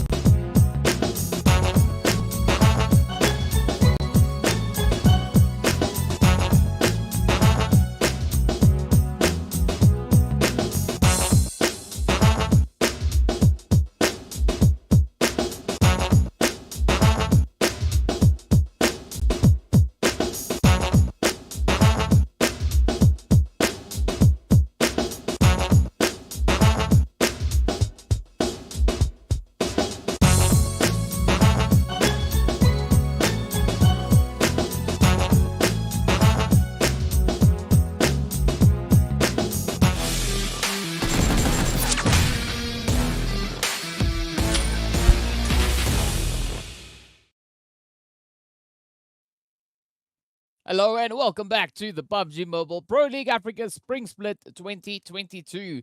Now, already 2 matches done and dusted, ticked off, and now we're getting ready to roll right back up in towards Erangel for a little bit more action. And of course, now, speaking about action, we got to give a big shout out to Monster Energy, our official energy drink partner for the PUBG Mobile Pro Leagues. And now we're getting ready to roll, right? Second match over on towards Erangel. First one already popping off, looking quite beautiful. And of course, I said before that Umbra picked up their first chicken in league play, but I was mistaken. That was their first chicken. Their first winner chicken dinner coming through for this entire event so far. So that is absolutely beautiful to see for them. As we know, they are looking for chickens coming into the Super Weekends as well. So we'd love to see even more. You know, we've been asking and praying over the Super Weekends to see those chickens come through. There was a little bit of a delay, but, you know, better late than never.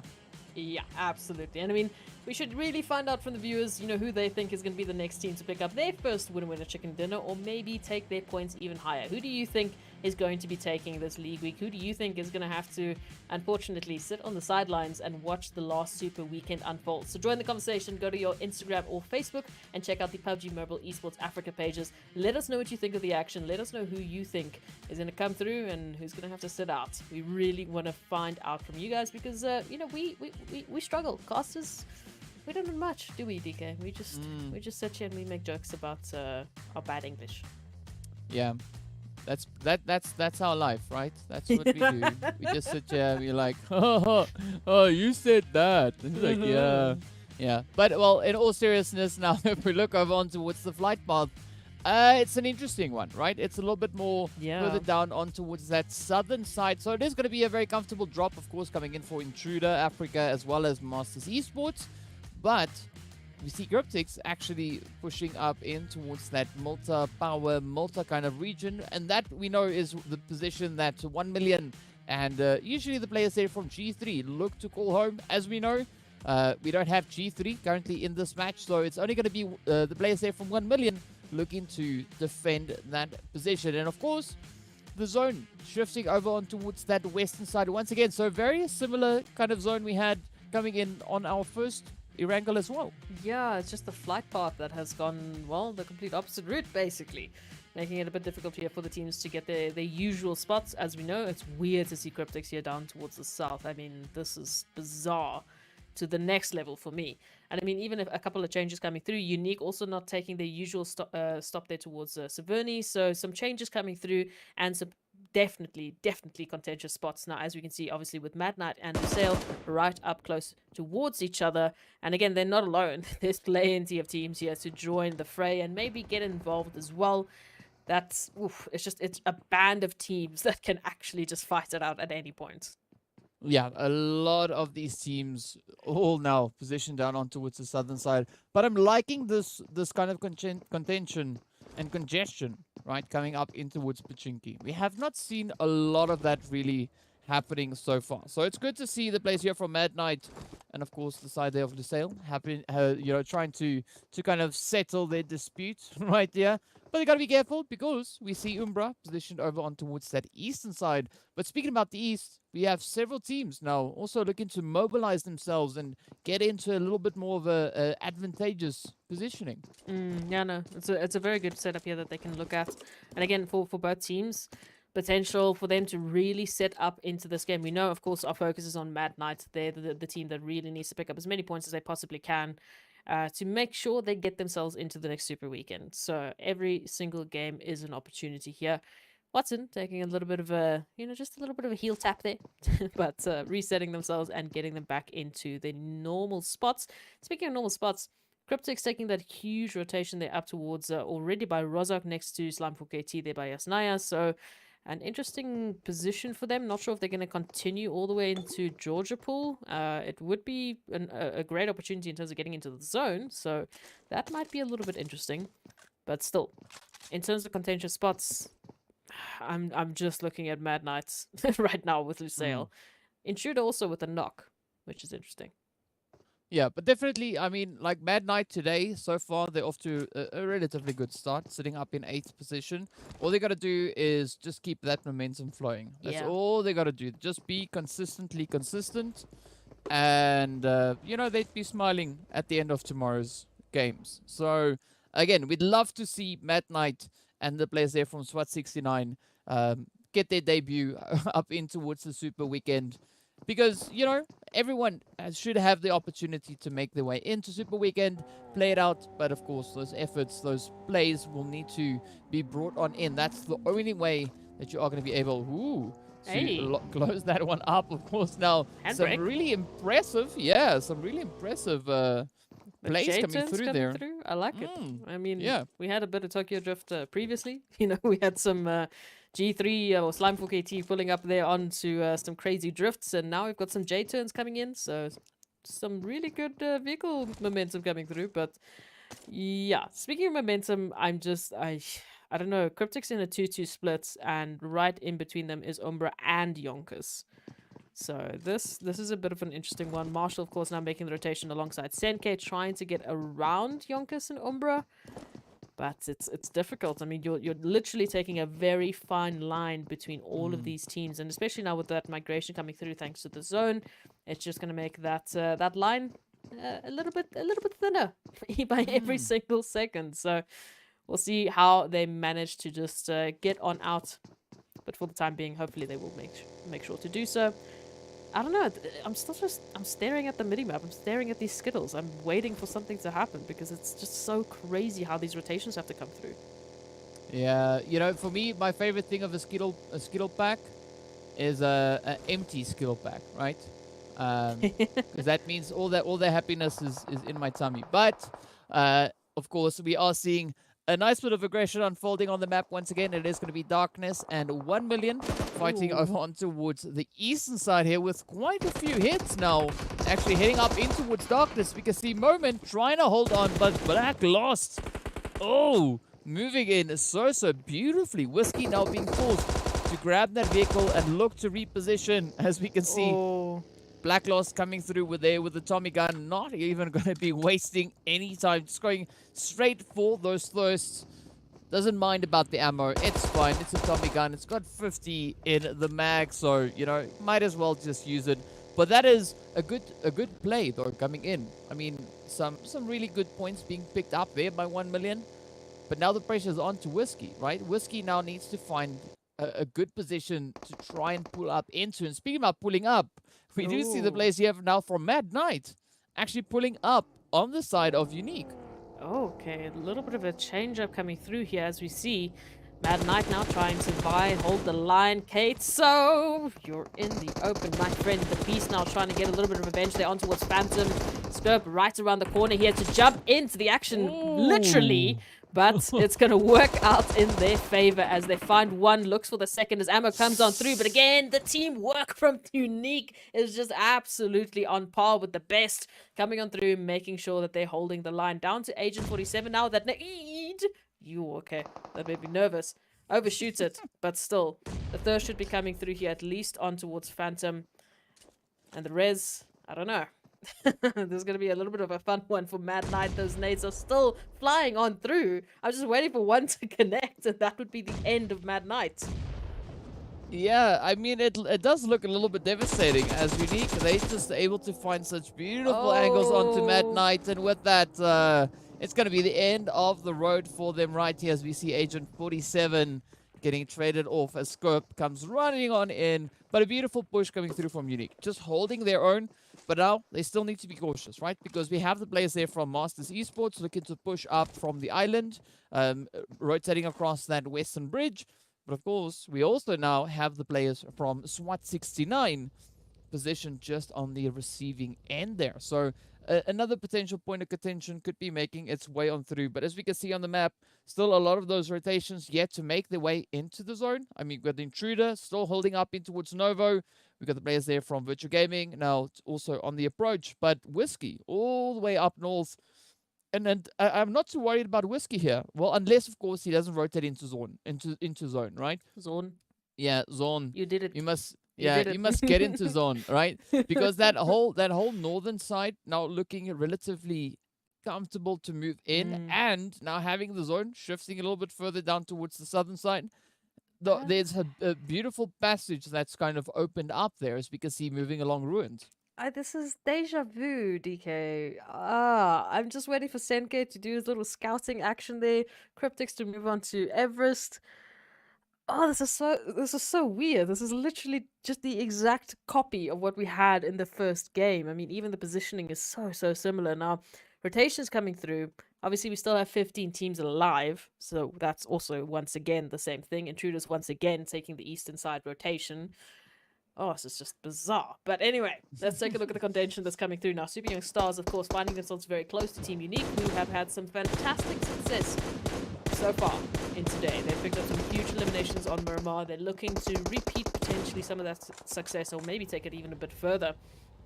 But again, as soon as you get into that little bit of an investment, there's going to be a few teams looking to get those third parties. I mean, coming through, YONKOUS is close, Masters is close, as we've mentioned. SWAT 69 also making a rotation into the action alongside YONKOUS. So plenty of teams, at any point can get involved. Look at the damage.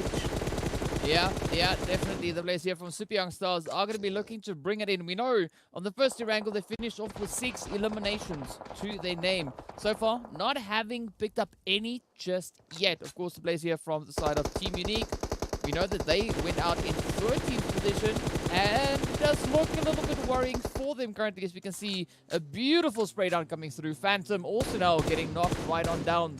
So that is a 2-for-2 onto the side of Unique. Scope now also going to be looking to just sneak their way on around. But looking at the positioning coming through from the players there of the Super Young Stars, it does look to be a little bit more advantageous for them, as we can see Joker and Charla now just come rushing on forward. Phantom slowly bleeding out, but this is where Scope now just needs to try and play this angle, try and bring in that surprise element. Oh, but it is going to be difficult, seeing that Scope is now down to the final remaining player here. But already, we do see a bit of an improvement coming in here for Unique. You know, the previous match, the previous run on Erangel, they were only able to find 1 elimination. This time around, they're already sitting on 4. So things are definitely looking to be on the up and up. But how much to the up and up will it be? Yeah, I mean, got that initial team wipe. Now just looking on through Scope. Might just have to play it sneaky here. Make sure that Super Young Stars don't smell them out. And rotations now coming on through. Umbra actually finding Everest alongside Slimeful KT. I'm not sure that they're going to set up there just yet. We'll see as the rotations come through. Cryptics still having to make a way into the zone, with Whiskey making the rotation potentially right into Cryptics, but we'll see how that one's going to end up. And Scope just beautiful hide and seek. Let's hope he can hide completely. Oh. Oh, this is so scary. I would hate this. I would my anxiety would be through the roof. Yeah, but from what we've seen from Unique, they are capable of dealing with a play like this, right? Now it's just going to come down to whether or not Scope will be able to hold their own in and amongst the players coming through here from the Super Young Stars. Of course, that zone is going to be moving a little bit further down south. So Scope doesn't really have to flinch too much, but what's going to be interesting is this is now turning into kind of the home ground play for the Super Young Stars, because we know they like to usually drop in and around like Ferry Pier, kind of Primorsk.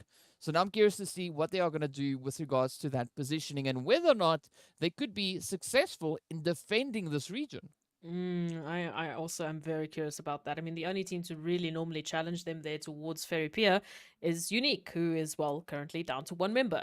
So rotations are going to be flying on through to the southern side here of the zone. As we can see, many teams looking for an opportunity here to set themselves up. And just mass migrations coming on through. Ban going right through Triple Esports to boot as well. From Mar actually feeling a little bit of the backup coming through thanks to Elias. And now Darkness being confirmed as Whiskey gets taken out there by Cryptics. As I said, awkward rotation, but unfortunately it had to be made here.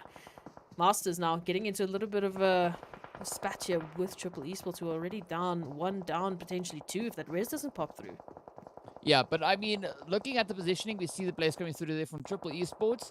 It's a little bit more on the challenging side, because they are not only open to Masters, but also to the players here from YONKOUS, who we can see positioned up in towards the northern side. But YONKOUS, they also need to be quite cautious, because we have several teams yet to rotate on through from that northern side. So they're going to be very, very careful as to how much noise they are making, but they also got to be super swift about it. As we can see players here from Masters Esports now looking to get right down to business as they look to be applying a bit of that pressure. Lusail are going to be pushing in from that northern side, taking their focus on towards Triple Esports. Meanwhile, YONKOUS now also just going to be looking to get themselves set up in towards Quarry. And again, Quarry being such a difficult position to play, but it all comes down to that positioning. If you're able to line yourself up on the high ground and those good angles, it is quite favorable, and it usually pays off. Oh yeah, no, it can absolutely pay off in dividends, but also just by the way, Scope has not moved a single muscle since we saw this rotation coming through, so hide and seek might be coming on through. And what might be really starting off here for YONKOUS is a potential team wipe if they find themselves a good angle here towards Van, as Ilias has been taken down, Angelo and Sin not far behind, and of course finding themselves now in a bit of a sandwich that they unfortunately have started with Triple Esports. So we'll see if they'll be able to sort of reset into this one. They're quite spread out, so still plenty of opportunities to maybe catch Ruff here on off guard. So we'll see if they can reset themselves. GG next, now also making the rotation back as the regroup comes through, and teams moving into the zone slowly but surely. This could be huge. I mean, for YONKOUS to pick up a team like this, they do need to do it quickly though. As you can see, Storm 4KT just behind them in the likes of Storm, of course, and just above them is Umbra, and now the rotation. Oh, this could be huge for them. But we see that sneaky approach coming through from Cryptics, just pushing in from that western side, looking to get themselves established in the zone, while the rest of the teams are fighting it out up towards that northern side. So a big brain play coming through there from them. Of course, now just moving into that sneaky little compound we have along the road. But also, Super Young Stars still holding on to the southern side. But now it's going to come down to these rotations, right? We know Quarry, difficult position to be playing. Umbra trying to push their way on forward. We got Slime, as you said, also positioned up ahead of them. But what is Slime going to be doing with this play here? Are they going to be looking to show a little bit of a dominating stance? Are they going to be looking to prioritize those rotations? Because for the time being, it's a beautiful trade-off in both directions. We saw Pronto going down, and now Storm sending a beautiful nade up, and also PRZ now getting traded off. But this could be a beautiful, aggressive stance now being made by Slime. Oh, an opportunity is lying in wait, and Slime 4KT are looking to capitalize here as the nades are getting sent out. Plaza just narrowly missing the brunt of that damage coming on through, and now Shadowin, the last member alive here, getting chased by Aimer. Oh, Tokyo Drift here we come on through, jumping out of the buggy, looking for the angle here. Aimer doing damage, but he's going to drop down to the ground just behind the tree line, looking to hold on. But of course, the rest of the team now coming on through. It's absolute chaos here for Shadowin to try and hold the line, and it's not going to be the case, unfortunately. Umbra gets sent back into the lobby. Complete team wipe and a complete beautiful engagement here for Slime 4KT, as they still have all of their members up and alive, and now on to their next targets.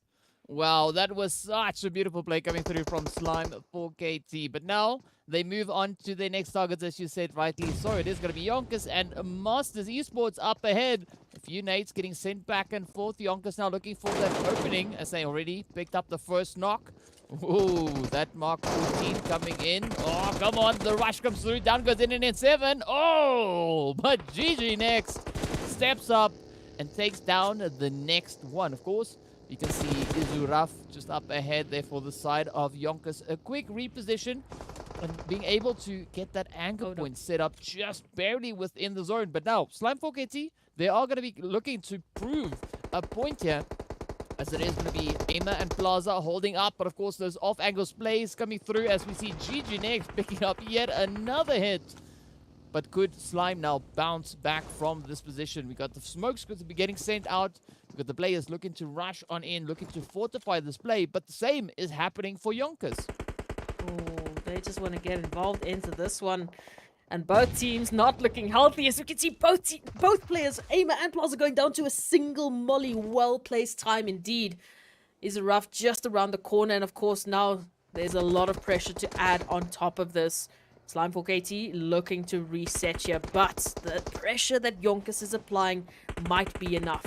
Pronto now trying to find the flanking position here onto the angles here of YONKOUS, but it's not enough. It's not quick enough. Oh, the turnaround coming through from YONKOUS, and now Pronto back in the zone trying to fight it out here alongside Aimer, who's finding one, looking for the next. NNN7 hiding behind the wall, just trying to stay alive. Out the window we go, looking for the connection here to YONKOUS. Come through with the third party. Pronto desperately trying to make sure his team is going to stay alive, and once again, I don't know how, but Slime4KT survive.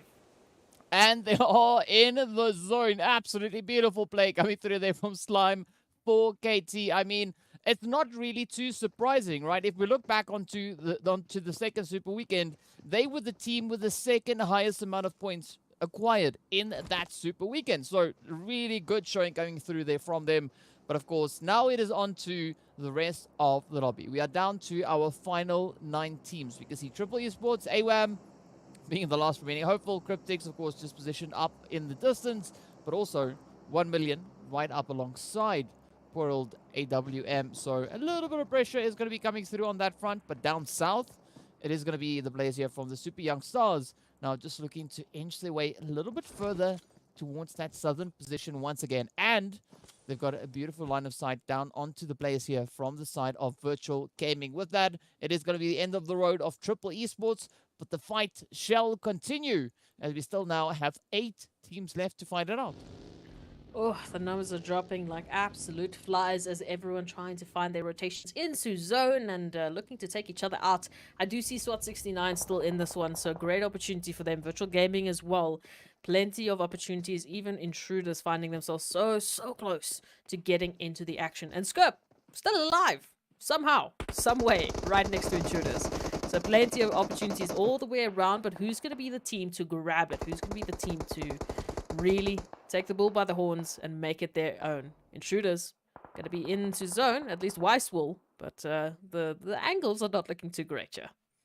Yeah, and the same can be said almost here for SWAT 69 as well. Not the best position. They do find themselves over on towards that coastal line, but Weiss, positioned right behind them, could bring in a few devastating hits. But now we see the team still looking to push their way forward. You got that fight, of course, brewing between the players from 1 million and Slime4KT up in towards the north. But we do see the players here from Cryptics also just pushing up a little bit closer.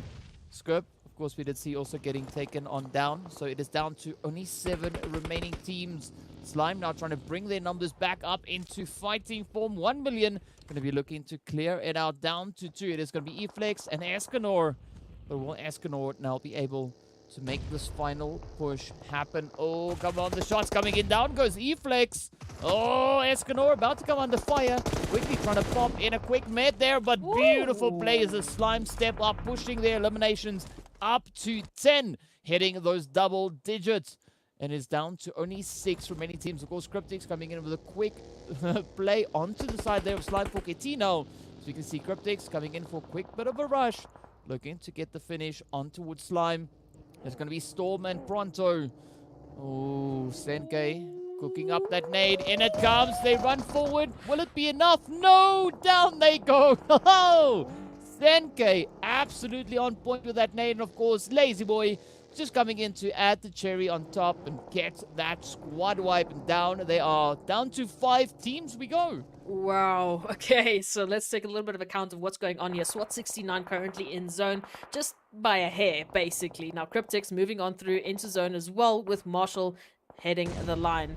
Intruder just on the bridge, trying to find an angle in. And, of course, Virtual Gaming and Super Young Stars outside of zone, fighting it out for the pathing to take. Zeus, Alpha Luigi, holding the line here. Lashin and Joker going to go potentially right into a nade, not for the time being, but here come the rest of the team. Oh, designated driver, here we come through. Don't mind if we just drive on by and take a couple of eliminations. Virtual Gaming, they're holding a beautiful line as they take 2 down. Lashin will escape for the time being, but Virtual Gaming really making a stance here as Super Young Stars now down to an unfortunate number. That being unfortunately 1. Make that 0. I love my vehicle explosions. That was so beautiful to see. And of course, Omar there for the side of Intruder, just laying down some absolutely devastating blows. But of course, now 4 teams left. It is going to be the players here from Virtual Gaming down to 2. Intruder off in the distance. SWAT 69 right up ahead of them, rocking it with a full squad. But the same can be said for the side of Cryptics. Now taking a dominating position up in towards that northern side. But this is where I'm looking to see what Intruder and of course the players from SWAT 69 are going to be doing.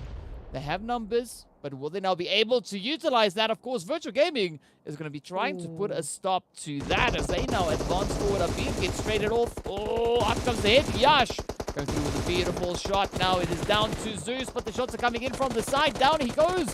Oh, Zeus trying to clutch it out. Oh, picks up Fosh as well. Wow. El Chapo, now the last hopeful, of course, the big bad blue zone with a beautiful assist there coming in.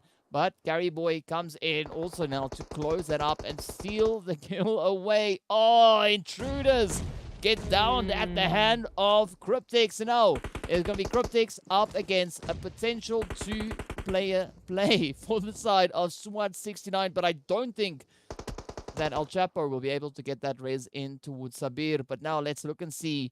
Cryptics, I mean, once you see them pitching up to these final few phases with 4 players, it's just one of those things, right? Yeah, no. El Chapo, position known. Cryptics just flanking on around. This is looking so good for them. I don't know. Unless El Chapo pulls out a 1v4, it might have been a different story. But Cryptics coming on through with full numbers and the full motivation to get their winner chicken. Wow. Okay. No, I mean, that was... There was not many options there for El Chapo. Well, I like it that you called it a winner chicken wow, right? That takes it to the next level.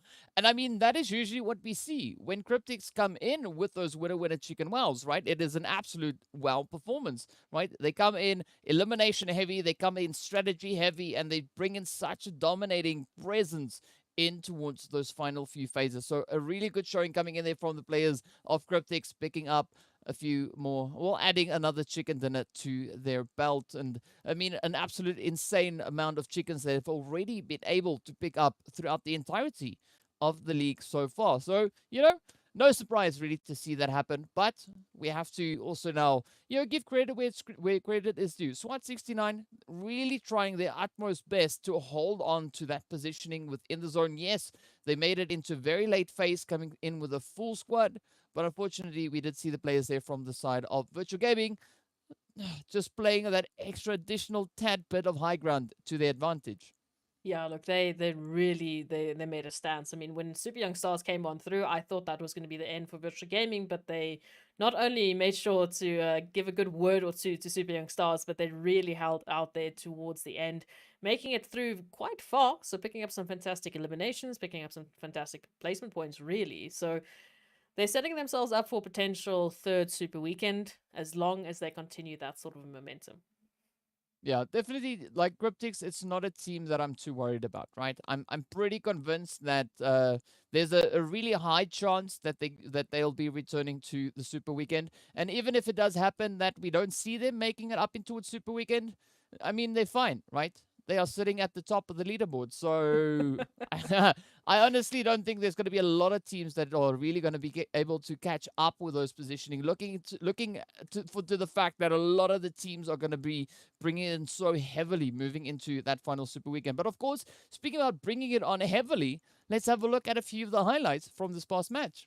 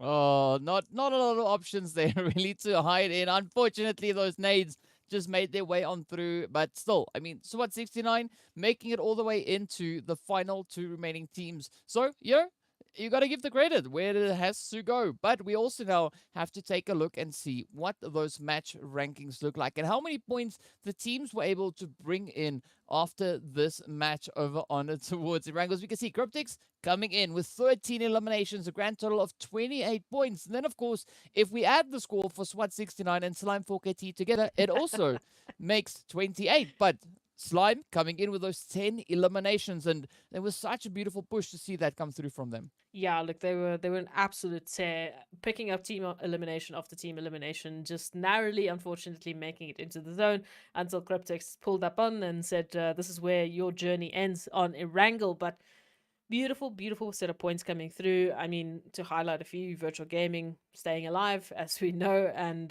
just really, really good performance overall. I also do like that we saw YONKOUS, showing a little bit of a performance there. Generally a team that we've been keeping an eye out for, so great to see them making a little bit of a stance. Mad Knight, Team Umbra, Darkness, I mean, towards the bottom three, but not too bad. They've been picking up points in the other games, so the overall rankings will be interesting to see how this game really affected that. Going on through to that immediately, I do think Cryptics might have made a little bit of a stance here. Yeah, they're definitely trying to, just show what they've been showing coming through in not only the league play, but also up in towards Super Weekend. Again, coming in with a 42 points there, 4 points behind the players there from Team Umbra, who are able to hold on to that pole position. But Lusail, Team Unique, still making a strong effort, as we can see them sitting on 30 and 29 points respectively. But it's good to see also the players there from PMPL Esports bringing in the work, right? They are trying to ensure that they finish well within this overall leaderboard. They want to bring in the points. They want to make it into that Super Weekend once again because they want to change the point situation. But of course, speaking about point situation, we need to take a look at that second page to see what the situation is moving on to that. And I think it's still going to be very, very much neck in neck all the way through for the entirety of today. Oh, yeah, you can say that again. Slime 4KT, 1 point difference between them and Virtual Gaming, 1 point difference between them and SWAT 69, and then it trickles down in 1 point fashion all the way down to 16. So again, one good game we've seen many times before could make the difference between you making it to Super Weekend or not. Zero Tolerance have done it before all the way from 20th. We've seen a few other teams like Lusail. We've seen a few other teams like Umbra. There's many to name that have made those huge leaps up these overall rankings. So still plenty of opportunity even for the teams on this last page. For Myth, Masters Esports and YONKOUS, still an opportunity for them to get back into the top 16. Whether they need to or not, that's a different sort of discussion to have, because some of the teams have already set themselves up beautifully in that Super Weekend standings. They set themselves up in those top 16. But of course, everyone wants to get those winner chicken dinners. They taste so fantastically on the Super Weekend. Yeah, but I mean, some really strong plays coming through, as we saw in our first 3 games of the day. Of course, we've got 2 more still to come. Next up, we are going to be making our way heading over into a little bit of that Miramar action once again. But this time around, we are going to be having one more team sitting it out. So that is going to be the players there from Group B sitting it out for our 4th match. But also, we got to give a big shout out going out to Oppo. So with upgrade performance and upgraded fun, celebrate your winning spirit with a brand new Oppo Reno 6 series, the designated smartphones for PUBG Mobile, Middle East and Africa esports in 2022. Now, on that note, we are going to be taking a quick break while we get ready for our 4th match of the day. So be sure to stay tuned, and we'll see you right back after the break.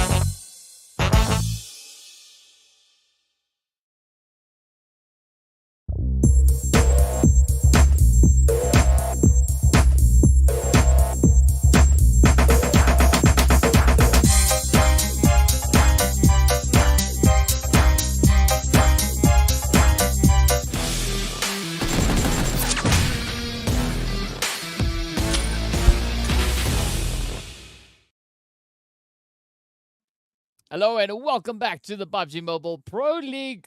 This, of course, is the Africa PUBG Mobile Pro League, right? So we've been seeing the teams. I got lost along the way there somewhere, but we've been seeing the teams playing it on over our 3 matches. Of course, now we are prepping ourselves for our 4th match of the day, which will also be our 2nd Erangel. And this is where we have the players from Group B sitting this one out, but it's also the final match now coming in for the players over in Group A. So it is going to be their final opportunity, at least for today, to show us what they've got and what they can bring to the battlefield. Of course, we also want to give a big shout out going over to Monster Energy, our official energy drink partner for the PUBG Mobile Pro Leagues. A lot of stuttering coming in here from me today, but you know, like the RAM is just absolutely, it's full, right? It's full because we've been seeing so much action already happening on the battlefield here today. Yeah, no, it has been absolutely jam-packed with the action today. And again, we need to find out from the viewers. You guys need to let us know who you think is going to make it up into Super Weekend. Do you think it's going to be your favorite team? Who's your favorite team? You need to join the conversation and let us know. Go to Instagram and Facebook and check out the PUBG Mobile Esports Africa pages and let us know what you think of the action unfolding on our screens as we head through to the last Miramar for the day. Yeah, but it's going to be good. I mean, Group A, they're going to be happy finishing it off on a little bit of that, you know, that murmur action, stepping in, showing us what they can bring to the table. And of course, we know that is going to be the players from Cryptics, Darkness, Mad Knight, and Team Umbra. So, yeah, some good expectations coming through, as we know. Team Umbra already being able to pick up their first chicken for the entirety of the event. So that is absolutely fantastic to see for them.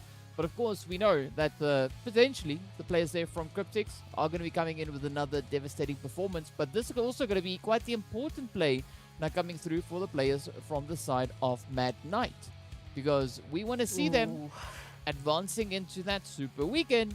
And looking at their current positioning, they sat up into 12th place with 15 points. So one final good match could be enough to secure their position, at least for today. Yeah, the same can be said for SWAT 69. I mean, they're sitting there towards 11th place. So, again, very, very close. Triple Esports, they are feeling good and happy. They'll join us, obviously, for the next game. But for now, our focus is on SWAT 69 and Mad Knight. And our focus is on that zone shift coming on through there towards the eastern side or southeastern side there of Miramar. So plenty of opportunities here for a few of the teams, especially the teams that really like to frequent Los Leones, maybe even all the way to Menes Generales. You're going to have to say all of these words again. You know, I don't like these Miramar names. Yeah. They hurt me so much. But what is not going to hurt me is the fact that we've got so many teams here looking to once again be the teams in those top 5s for Miramar. We know generally we look at Cryptics, we look at Slime4 KT and G3 Temper on a map like Miramar. But last Miramar, we had a bit of a switch up. So I am wondering if we're going to see that come through again. Well, I mean, if we look at where the zone is, it's just a smidge, like the lightest of a smidge further north than what we had in the previous Miramar of today. So I'm curious to see where that next zone shift will be taking us, but also more importantly as to what the teams are going to be doing, because we've got the players from Umbra now looking to roll on through, just a little bit of a spread coming through over towards that kind of Picado region. We have the players there from the side of Mad Knight positioned in towards Picado itself. So a little bit of contention could be coming through should they decide to push directly in that direction. But I don't think that it's going to be on the table, well, at least not for now. But now that whole eastern side, once again, finds itself entirely open for the taking. And we do see a few rotations coming in along that more southern side as we have, you know, teams looking to get themselves into a few positions as early as they possibly can. And I think that is a fairly decent call to make early on in this phase, particularly having such a vast open side over on towards the east. Yeah, some very interesting positions coming through as well. I mean, a few teams maybe changing up their spots just a tad, maybe because of what happened there on the previous game. So looking at it now, I mean, potential interesting spots could be Myth and Umbra having to make their rotation once again into each other. Umbra, of course, being in the zone, but Myth, the only direct line that they can get into zone is straight through the likes of Ramsey for the time being, who's holding the line. That might be a little bit of a fun time. And of course, Virtual Gaming very, very close to Cryptics, with Senke just scouting up ahead. Might find them, might get that information to the rest of the team, and then you could see that 3-1 split suddenly regrouping. But other than that, and 1 million's bizarre spread, very, very spread out spread, the rest looks pretty fun. Looks pretty interesting. Yeah, I mean, the players here from SWAT 69, of course, just sneaking their way up in towards Puerto. As you can see them now sitting over on the eastern side, completely uncontested. The entirety of the eastern coastline being open. So I think this is a good position, particularly for SWAT 69 to be in, right? Because we know SWAT and Mad Knight, two of our teams that are going to be looking to finish today as strong as they can. And of course, also the players from Mad Knight still just holding on to the position up in towards Picado. Not really getting pushed or challenged in that region, at least for the time being. But as we know, a lot of rotations still to make their way on through. And things could take a few rather interesting shifts. We can see 1 million already starting to push their position as far as they can. Of course, the players here from YONKOUS all the way up towards La Cobreria, up in that far northern side. So it's going to be a little bit of an interesting rotation, but also a relatively uncontested rotation for them. Yeah, it's only Zero Tolerance that's really behind them, but we know Zero Tolerance, they can have a completely different pathing into the zone, maybe even take it a little bit more south there towards El Pozo, so plenty of opportunities for them to get in, and it is bizarre to see so much space, obviously still uncontested, but we know Miramar first zone, plenty of space, plenty of opportunities for teams to get in. It's only really that southwestern side, or maybe even the western rotation up to north, that western line basically, that is looking a little rough. But teams have plenty of space in between them for the time being. Intruders and Blackjack potentially might find something there, but they're still pretty spread up for the time being. It's Darkness making their rotation through from the southern side. And yeah, it looks so calm. It's a little bizarre, in all honesty. But I don't know. I think getting into this one, the teams might be looking to really set themselves up like 1 million, finding that central part of the zone. Even Blackjack can move up into that with Umbra. So really just focusing heavily on making sure that next zone shift won't catch them off guard, which I like. I do like that we're seeing a little bit more of that structure come through into this last league play, which, you know, the first two we just saw chaos and more chaos. Strategic chaos, right? We'll go for that. Yeah. Because, you know, why not? But it does seem like the teams are waiting for the dust to settle a little bit. But I'm curious to see what Umbra is going to bring in this match, because we know they had an absolutely beautiful run-in on the first Miramar of the day, finishing strong with an exceptional 19 eliminations so far for the day that we saw at that point. But for the match itself, they were able to pick up 16, dropping that 30 bomb on us. So I'm hopeful to see another beautiful performance coming through from the side here of Umbra. But also, those rotations slowly starting to make their way on in. Again, nothing overly aggressive, nothing overly risky. The teams playing it safe, playing it, you know, as thoughtful as they can at this point. But I do think once we get into the next phase, or potentially even that third phase, that is where we're going to be seeing the plays really starting to come on through, as we have a lot of advances happening at the current moment, right? Yeah. We've got the players here from Slime, up in towards Junkyard, El Azahar, uncontested, good spot, also using that eastern side. But if we look towards the western side, we've got Masters, we've got the players there from Mad Knight, we've got Umbra, we've got G3, we've got 1 million, we've got Blackjack, and of course Intruder. So several teams now starting to get a little bit closer, as Blackjack also now just exploring their options on towards that Los Leones side, as we can see Zayn picking up the first one on towards Rauf. Now the pressure is on, right? Blackjack looking to kick off this match. Yeah, finding the first elimination, that's always a good start. Looking for a little bit more as Intruders trying to make their rotations up. And up, unfortunately, is where they'll have to look, as Blackjack is holding the high ground here, looking for the angles on towards Intruder. Lelouch getting some good information now here, with Intruders moving up close. Weiss right up ahead. Sort of the bait coming through here for Intruders. Just look at me, don't look at my teammates running up on you as well. Revo coming through, finding Weiss. Weiss looking the wrong way, unfortunately. And now the rest of the team of Intruders down to 2 as that immediate thirst comes on in and they take the disengagement immediately, which I think is a good call. Yeah, of course. Now, Intruders having actually being forced now to make a decision, trying to put a little bit of distance in between themselves and this very centralized position we can see currently coming through for the players here from Blackjack. But as we look on towards that northern side, right, especially over on towards the northwest, things are just going to start heating up as we see so many teams now still having to cram themselves back into the zone. For the time being, it does seem like the players from Intruder should be able to stay alive for a little while longer, but up comes G3, also looking to rotate in, and we could see a potential fight now brewing between Blackjack and maybe G3, as Blackjack, they have not budged from their positions, still keeping their sights trained on this position. Oh, looking a little cheeky. So, I mean, opportunities here for a few teams to really pick up some eliminations. I mean, Intruders involved, G3 Tempers involved, Umbra now involved. All of the teams making such a central rotation, and you know why, because it's Miramar. Now, Umbra finding Blackjack Esports. A little bit of a tap there with the Mini 14, just saying hello for the time being. A red should pop through, as Blackjack do have plenty of space between them and Umbra for the time being, and still, once again, have that high ground to work with. Cryptics not far behind, as we can see just there on the horizon. And a few more rotations coming in. SWAT 69 also look to find some central angles. Wasted? What are you doing with that Mini 14? Doing the job, that's what I would say. Some beautiful hits coming through, unfortunately for Wasted. Not finding enough damage to get the knock in, but still a good amount of damage being dealt there nonetheless.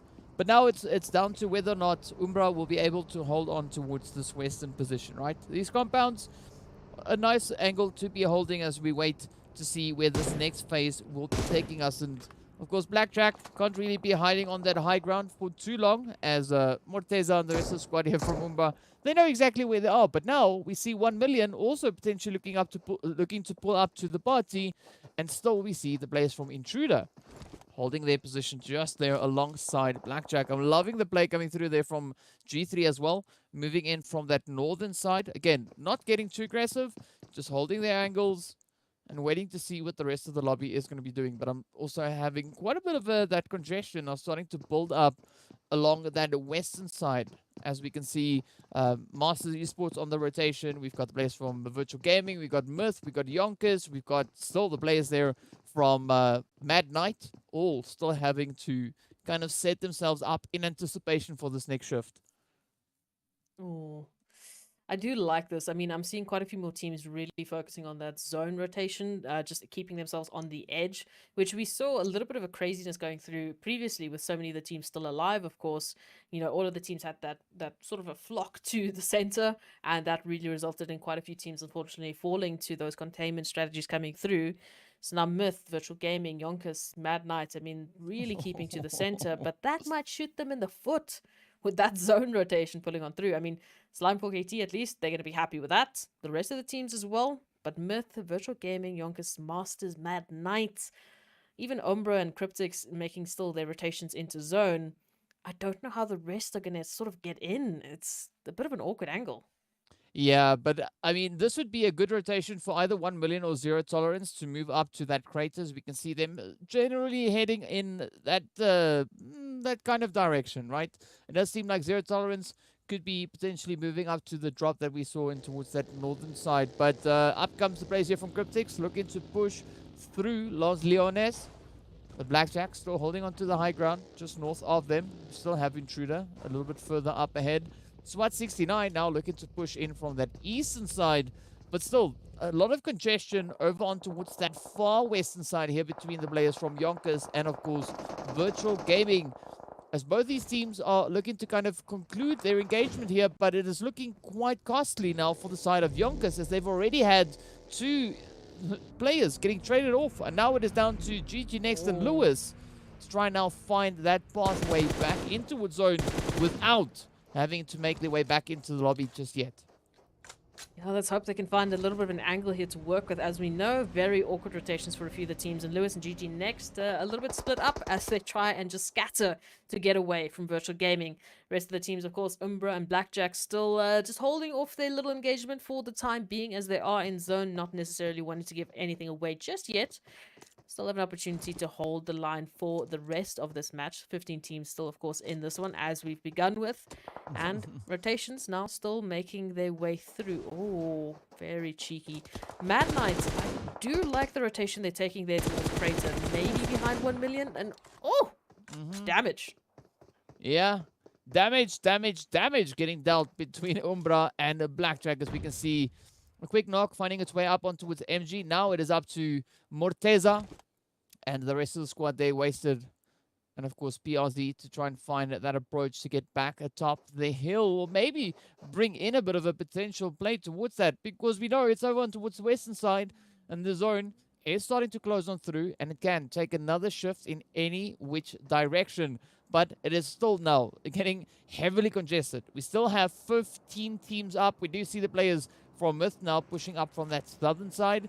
A few hits starting to line on through in towards the feed there, as the players from Darkness are just welcoming them in. But still, Umbra, Blackjack holding on to those positions. You can see Virtual Gaming now pushing in also from that western side. Same happening for YONKOUS. So some very spread out positionings for the time being. But the zone takes us down towards the southern side. So I'm curious to see what SWAT 69 is going to be looking to do with their position. Yeah, great position. I mean, you know, Umbra and Blackjack, they've been putting off the conclusion to this engagement for a while now. Virtual Gaming might force the hand as they've rotated on in, getting closer and closer. Umbra now trying to make a rotation back up into, obviously, the zone as they need to, but they might have to go through a few teams to make it happen. Of course, the duo for Cryptics might be the first option. And oh, the feed is going to light up. As you can see, Cryptics now finding Masters and a few other teams just in the vicinity, potentially to get involved, unfortunately, as ban gets confirmed. Ooh. Oh, Virtual Gaming also finding Umbra now. This is going to get crazy. Yeah, but I'm loving that position coming through from Darkness, finding such a beautiful high angle, high ground position. There we go. Thanks, DK.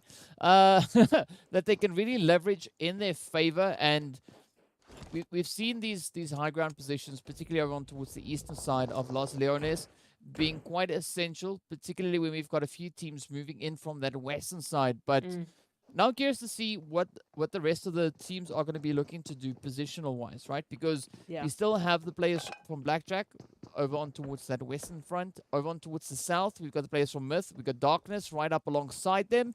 So many more teams yet to rotate in. But Slime Forgetty coming in with a very spread-out approach. Like a lot of distance between all four of their players there. Not quite sure what the deal is with that. But, I mean, looking at 15 teams, that's definitely not a kind of approach you want to take coming in here.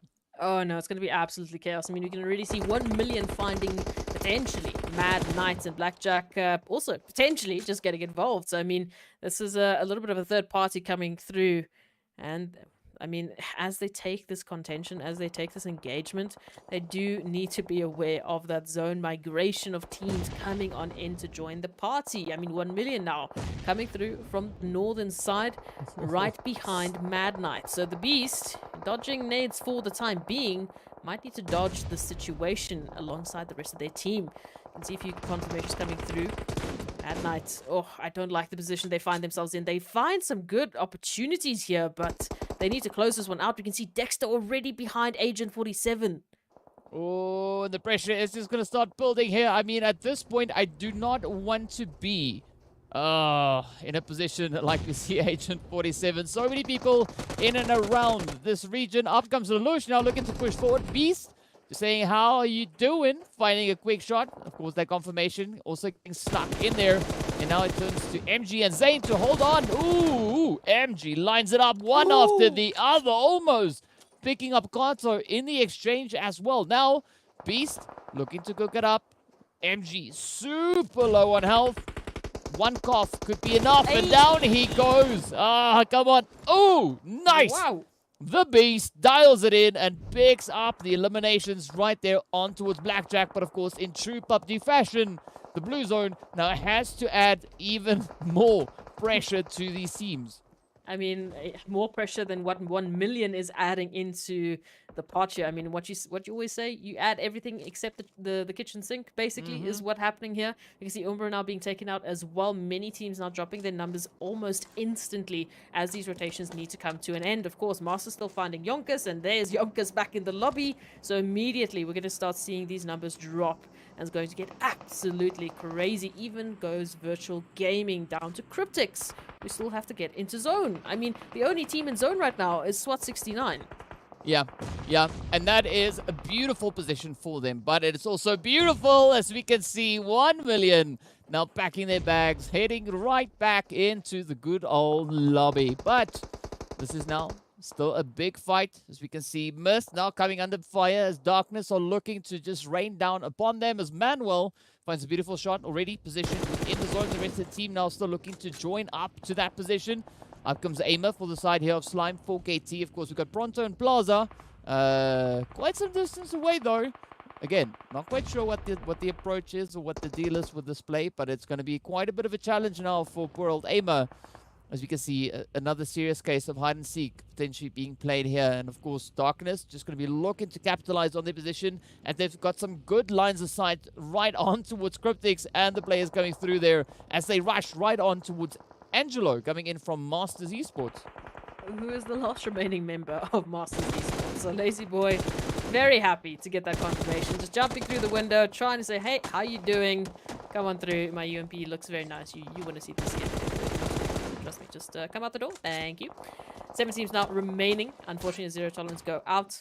Still, SWAT 69, the only team really in the zone alongside Intruders and maybe Darkness, who are trying to finish things off with Slime for KT, who are now down to 1 member, and that 1 member is right next to Darkness. Oh, come on, come on. The pressure starting to build. Gonzo trying to bring it in. There we go. Gary Boy gets taken on down, but Senke dealing the devastating blows, coming through with a quick save there for the team. Of course, that lovely blue zone also causing some absolute carnage onto the players there for Mad Knight. But still, a good finish, taking it all the way up in towards that 7th place. But now, the rest of the lobby looking to push all the way through. We got G3 still rocking a full squad. They are positioned up in towards the north. And we've seen in the past, when G3 comes from the north, things are looking up for them. Will it be the same this time around? We don't know, but it could be. Now, they have to rotate down towards the southern side, which is exactly where the players from SWAT 69 would like to have the rest of the lobby to go now. This is prime position here for SWAT 69. My goodness. Really setting themselves up for a potential fantastic finish. We'll see, of course, if G3 has anything to say about that as they move on closer and closer, already finding a little bit of damage. As SWAT 69 unfortunately have to go and recover Fash, who's been taken out for the time being. But of course, rotations have to come through. Darkness as well, still in this one. And we can see now this might be huge for G3. If they find this position, can you imagine? It would be absolutely golden. Now, of course, let's see whether or not they'll be able to pull that off. We can see SWAT trying to hold up that defensive line. Darkness sneaking in from that southern side. But we still have Cryptics as well as the players from Intruder positioned all the way over on towards that far western edge. But the pressure is going to be on for the fight, for the controlling position in this current phase. Will it be SWAT? Will it be G3? Well, on the one side, I'm hoping it's the players there from SWAT. As we know, they are in need of a few points. This would be absolutely golden for them. Already sitting in the top 5 is where you want to be. But looking at the competition coming into the zone, it's going to be a very tough fight. Oh, yes, indeed. As we can see, Senke already starting with Intruders. Wader now finding Momin. And the push is on here for Darkness. The push is on here for SWAT 69, who are holding the line against Intruder, finding Hemo.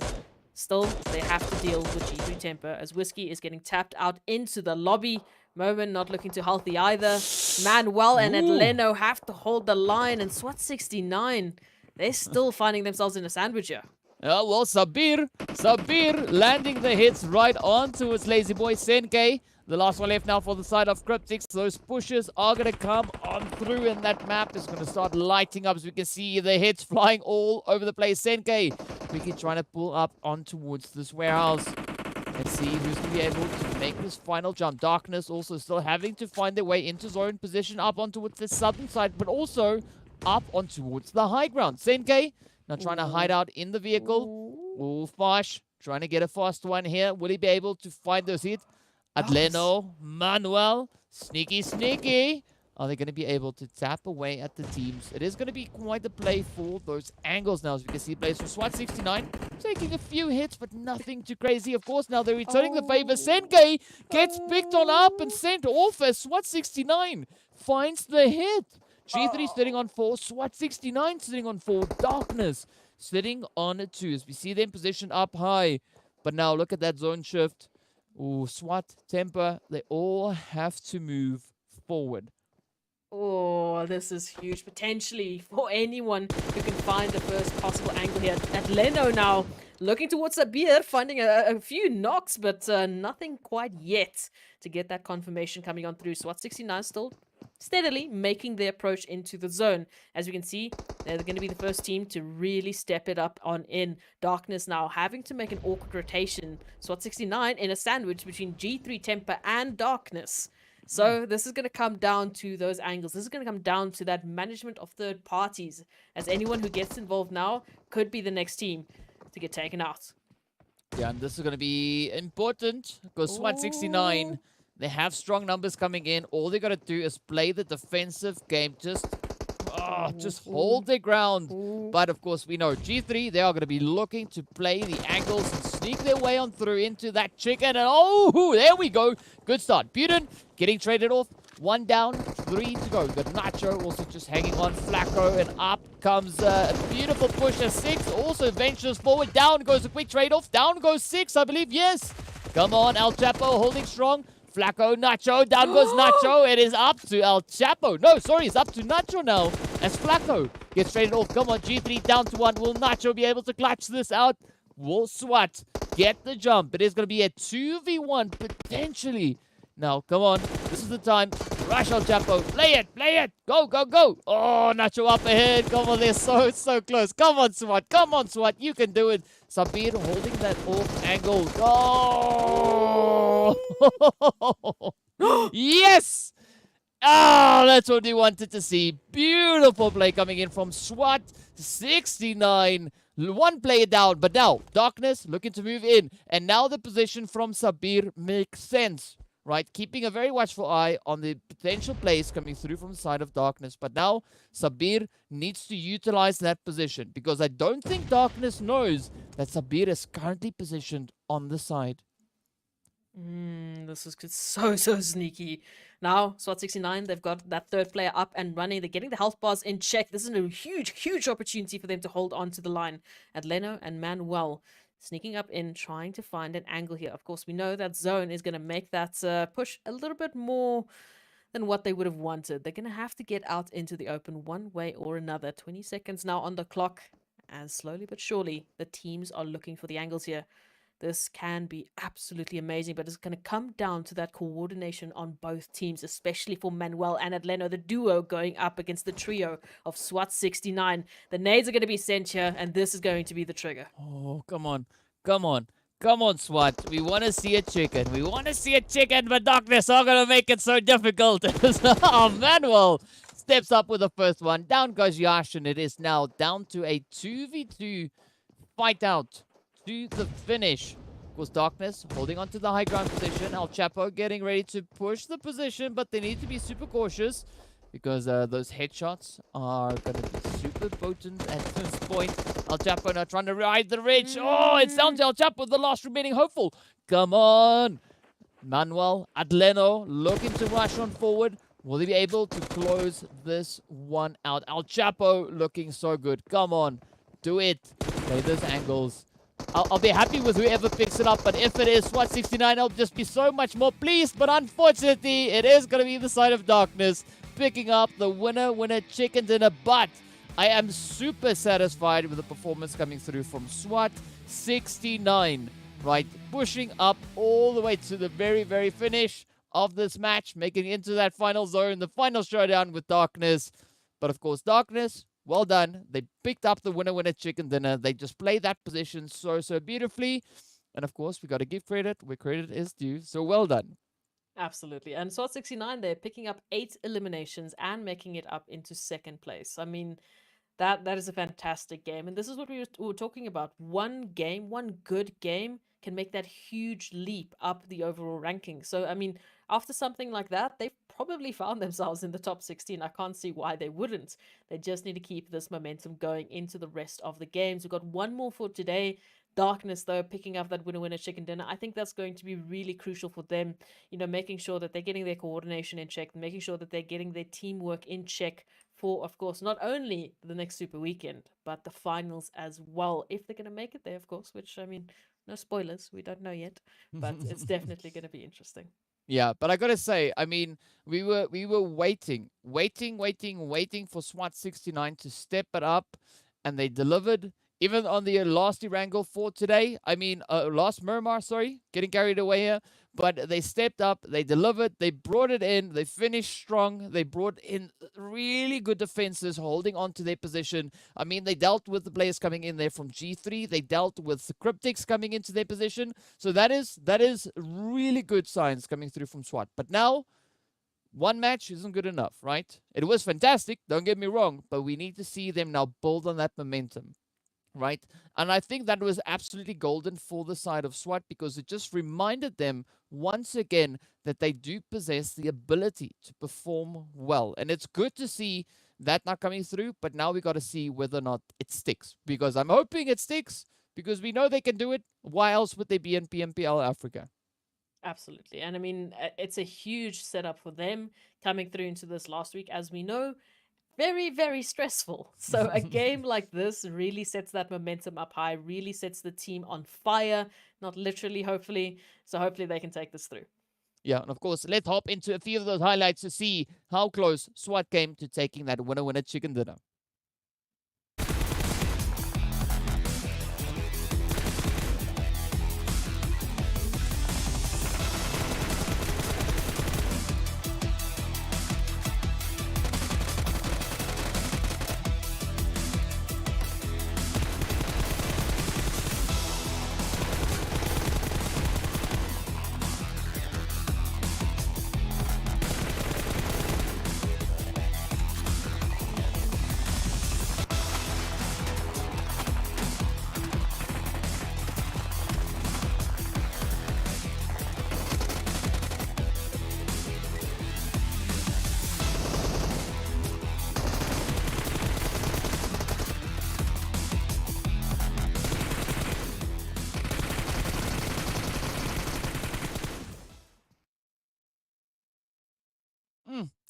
So close. So close. But you know what? That's the beauty of the Battle Royales. Ever changing, ever surprising. An absolutely beautiful finish coming in for both Darkness and the players there from SWAT 69. Bring in some very much needed points in, because we want to see the players from SWAT being able to potentially make it up in towards Super Weekend. But of course, this is only the first day of League play. There's still another entire day of gameplay to go through, so anything can still change. But speaking about something that will not change, that will be, of course, our match rankings for this past Miramar match. I almost said Erangel once again, but you know, you really want Erangel. Yeah, I'm getting so excited to see what everyone's going to be doing, because I mean, there's just so much action unfolding here, and we see teams really stepping up with some beautiful things. But of course, without much further delay, let's have a look at the match rankings. Oh, yes, let's do, because I want to see how many points not only did SWAT 69 and Darkness pick up, but what did the rest of the team and the lobbies make happen here. So, Darkness picking up 24 with those 9 eliminations, really looking fantastically. And SWAT 69, 8 eliminations alongside G3 Temper, so it was as close as it really could have gotten there towards that final fight. As we know, Cryptics picking up 6, finding themselves with 14 points, and it starts to trickle down just slightly. But Mad Knight picking up 5 eliminations, great for them in terms of just getting up those points consistently, as we know. Now, SWAT 69, they had a huge jump. Mad Knight, at least they are staying consistent with the points. Really, really crucial for them. But where's Triple Esports? Where are they hiding? They're going to have to wait till the next game because we know Virtual Gaming coming through, picking up for those 4 points. Also one of the teams we want to see again come back for Super Weekend just to add a little bit of that buffer. Because out of the 3 teams, I guess, that we have been waiting for to step up, all of them have really made a change. So let's take a look at those overall rankings and see how it's looking for the top 16 so far. Well, the easiest answer to your question as to where Triple Esports are, right? They were in Group B, remember? So they'll be joining us back on the battlefield as we move into our final Erangel of the day. But of course, looking at the overall points so far, you can see Cryptics holding on to pole position on 56. Team Umbra hot in their heels. It's so great to see that one under the winner chicken dinner next to their name, sitting on a grand total of 48 points. Of course, Darkness also right there upside alongside them. Yes, I said all of that. 42 points. SWAT 69. Up in 4th place on 53 points. It is beautiful to see that slot being occupied there by them. Well done, well played. Then, of course, we got the players there from G3 Temper, Lusail sitting in there with their chicken on 30 points, 1 point ahead of Team Unique. And, of course, Blackjack hot on their heels there with their 23 points. But now, the more important page we need to look at is going to be the second page to see what the contention is. And as we can see, it's still very, very close. There's not a lot of points really separating the teams, at least for the time being. Yeah, I mean, we've got 3 teams all tied with 22 points. We've got another 2 teams tied with 19. It's, I mean, from 22 to 14, it's really not a big leap whatsoever. So, huge opportunity for these teams to really take it further. I'm glad to see Mad Knight and Triple Esports well within sort of the middle of those 16 rankings. So, they're looking good as long as they keep up this momentum. I don't even care if they get like a huge game. Just make sure that you do enough to get into Super Weekend. That is the goal at this point in time.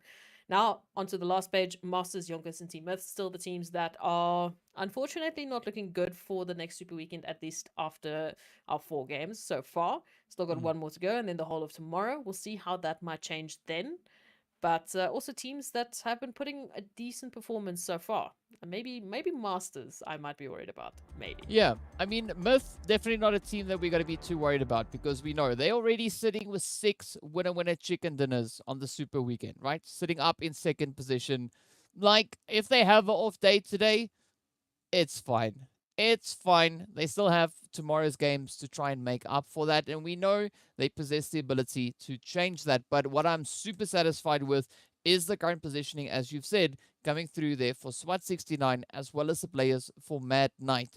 Now, all you got to do is, you know, in whatever games they still have to play tomorrow, step it up, continue to push, and continue to bring in those points. They've now had a little bit of a taste, and now we want to see them come on in and grab it with everything that they have in their repertoire of skills and strategies because, you know, again, there is some possibilities there for teams to bring that on through. So really looking forward to seeing that unfold. But of course, we'd love to hear what you guys are thinking. Let us know on social media. Head on over to Instagram and Facebook. You can look for PUBG Mobile Esports Africa and tell us what your thoughts are and whether or not you were also impressed with the performance coming through from SWAT 69 and the players from Mad Knight.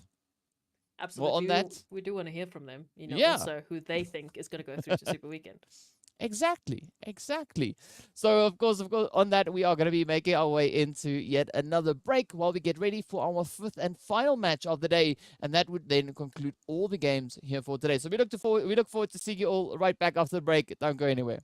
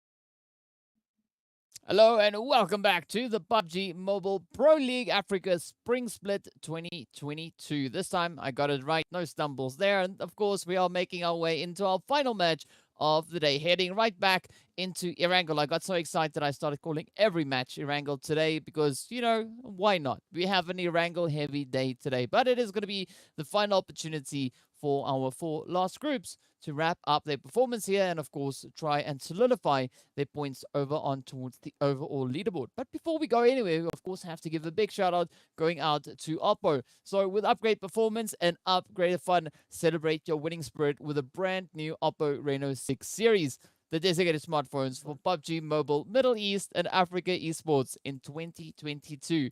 Now, we're getting ready for that final match. It is going to be the final rumble over on some bread and butter to see where the teams are going to be going. Now, this time around, I don't know if I want another Western Zone again. No, please. The deja vu was too strong from that second game. Yeah, no, it was weird. I thought we restarted the day for some reason. So, can we go anywhere else?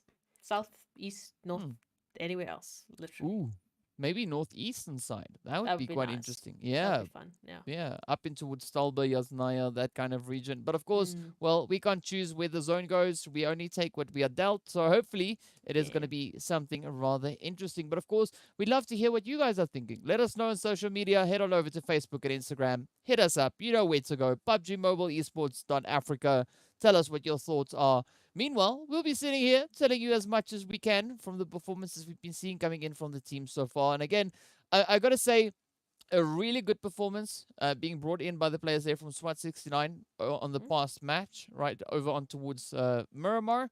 But hoping to see a continuation of that, not only in what's left of today, but also hoping to see the same continuation and potential improvement even coming into tomorrow's matches. Yeah, so I mean, it's good to start the first day off with some great momentum, but you need to carry that through, as you said, for tomorrow, because some of the other teams might look to capitalize on that. I mean, Myth, YONKOUS, even Masters Esports sitting there on the last page, they might only bring their game tomorrow. You know, maybe tomorrow is the day that they feel, okay, you know, Wednesday games are the best games. So they come through and they have an absolutely dominating performance. Then that leaves, you know, the teams that are fighting for those spots in Super Weekend nothing to work with, unfortunately. But I do like that it's a good start. I think it's a good start to the momentum, to the mental game that we come through, because they've had a pretty tough couple of weeks. So to come back feeling strong, feeling good, and having that success to tie into that really helps the team momentum, that really helps the synergy to sort of get up to a new level, keeps the comms clear, keeps the comms positive, which is also a big thing. As I've spoken to a few of the teams, sometimes the comms get a bit heated and then they're not quite clear, and that's really what sort of brings that teamwork down. And so far, SWAT 69 have been absolutely on it with the teamwork. I mean, they're playing 2-3 steps ahead of the game. They just need to sort of translate that into a winner chicken dinner, and then they've had a show-stopping day. Yeah, I mean, you know, as the saying goes, teamwork makes the dream work. I mean, I got to be a little bit cringe sometimes, but it's true. And it's so great to see things working out so well for the players there from SWAT 69. But, I mean, we can't shine all the light just on them. Also, great performance coming through from the players there from Mad Knight. But again, now both Mad Knight, SWAT 69, great showing today. We need to see even more of a showing coming into tomorrow. We want to see them make it up in towards that Super Weekend and then just blow us away with their performances coming into Super Weekend. We know that they could potentially, based on what we've seen happen in Super Weekends, acquire enough points to finish strong on the leaderboard, but only time will tell whether or not that is going to be something we'll see come to fruition. Meanwhile, we are going to be making our way over on towards our final flight path of the day. As we can see, it is starting up in towards the northern side, right there on the edge of shooting range, and of course heading right across towards Multa Power on that eastern side. So this time around, you know, reaching all the way down in towards those far southern drop locations, it's not going to be all too accessible. So we could maybe see the players there from Masters having to move into one of their alternate drop locations, but the same can also be said for the players potentially coming in for the side there of not YONKOUS, INTRUDER as well. Yeah, or maybe even Super Young Stars. I mean, it is a pretty far rotation there towards Primosk, so they might just drop down early, get a car, and make that momentum on through. But so far, I do like that we're seeing a few of the teams really try out a few of the different drop sites. We had Unique mostly sort of favoring that Ferry Pier position. Now they're back towards Severny. So resetting themselves again and looking to give us a couple surprises. I do see a few changes coming through for some of the teams as well. Intruders finding themselves there towards Multipower instead. So a nice little bit of a change up there. And Masters on the lookout for them, taking their rotations through. So, I mean, yeah, I think it's a great opportunity for teams to really show us what they've got on some of the other sites. And Zone, okay. Zone saying, you know, you like Military Island, right? You normally drop here, right? Why didn't you drop here this time?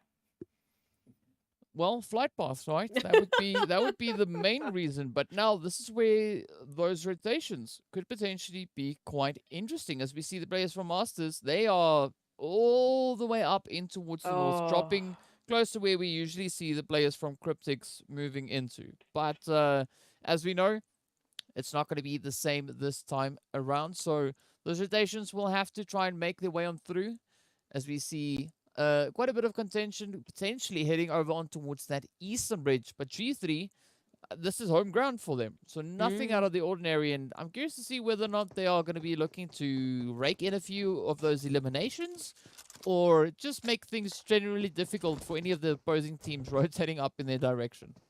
Yeah, I don't think we should be seeing any of those early sort of gambles that we saw previously with one of our last southern zones on Erangel, where most of the teams just flocked towards that military island because the shift was so drastic. For the time being, I think the teams are still playing it on a 50-50. They'll sort of get the idea with the next zone shift. So still plenty of main island action. Military base will be abandoned for the time being, sorry. But we'll see the rotations coming through shortly. As well as a few interesting setups here. Masters running a bit of a 3-1 setup. Angelo very close towards Severny, just checking to see what Unique might be doing. Maybe even trying to find a pathing through. In terms of the other sides, Blackjack also very split up. Similar to what we saw Slimefork AT doing on Miramar at the moment. I'm not sure if they're going to regroup anytime soon, but Petrox very close towards virtual gaming.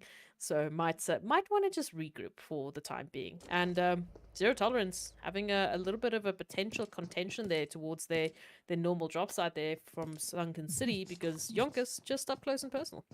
I just realized you said Petrox really close to virtual gaming. Well, I would be worried because yes. Petrox is in virtual Looking gaming. at the wrong name, it's MG. The lineup was so good, and I was like, okay, well, maybe there was a name change. It's just, it's just, if you have to be worried, if you have to be concerned with your own team, hey, then you know. Then you know you got some trouble up in up in the camp. Need to deal with that ASAP before finals. Oh, the beauty of of the weird things us casters say. But another interesting position that I'm seeing is Super Young Stars very close to 1 million up into towards South George, that hospital kind of position, but also SWAT 69. They moved to center zone.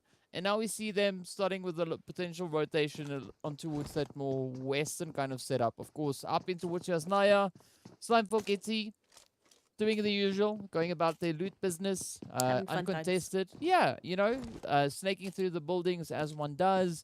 But I'm looking forward to the rotation out of Yasnaya, and it could either be maybe going down towards that kind of Potato Hill setup, or even a little bit further down south. But also, speaking about down south, Triple Esports, they've got the players from G3 positioned just a little bit down south from their current position. You can see Miramar looking so eager to get out of there, just sitting on the back of the vehicle, waiting to see if anyone's going to potentially take it. And, ooh, yeah, there we go. A little bit of a tappy tap coming through from Thor over on towards the vehicle. We don't really see anyone from G3 in that immediate area, but they're pretty close to there. It is also weird to see G3 here towards Farm, but not to see 1 million over towards Malta. They obviously went for that South Georgia pool, drop site that we normally see Cryptics sort of occupying. So a little bit of weird, a few changes coming through. Of course, the flight path did deem that necessary for a few of the teams and their usual drop sites. Masters now making a little bit more of that, holding that northern side rotation there, so they might have the longest rotation really to work with, as the zone is going to be coming on through, and the teams need to find themselves an angle into the chaos. Of course, we know G3 Temper still just holding that eastern bridge for now. They haven't yet made the investment, but the opportunity is still there for them for the time being. I don't know, in terms of the rest, it's really going to come down to that zone shift, because if it for some reason does still pull south, ooh, Yeah. ooh. Yeah, but that's what we're waiting for, right? We're waiting for that right? That's like on my list. That's on my to-do list for today, is I see want a bridges. play come through. So, I mean, because I've got my Ross here, so it would be perfect. But now, of course, it is going to be triple. Looking to get a little bit of a play and spray onto the side here of YONKOUS. So, some good scouting coming through from triple, as we can see them now quick to react, looking to reposition and looking to apply a bit of that pressure coming through. But YONKOUS, they're not too bothered, right? They're just going to be hopping in their vehicles and just rotating even further down south. But now what's going to make it interesting for them is G3 is also heading in a very similar direction as they are. G3 is also a little bit spread out here. So, I mean, YONKOUS rotating through might find Nacho, but the rest, Waden, Six God, Flacco, they're not close to get involved here. Nacho's on their own. So, if YONKOUS actually invest into this, that we don't know. We don't know how that's going to end up for them, but it might be a little bit of a troubling situation. Now, 1 million up there towards the ridgeline, there towards Everest, looking down upon potentially zero tolerance here, just looking for a potential angle to work with. Dexter up close and personal, just scouting out the area, while the rest of the team is up a little bit higher, getting some fresh air, taking in the views, and waiting for these rotations to finish on up, because the zone is still pulling on through.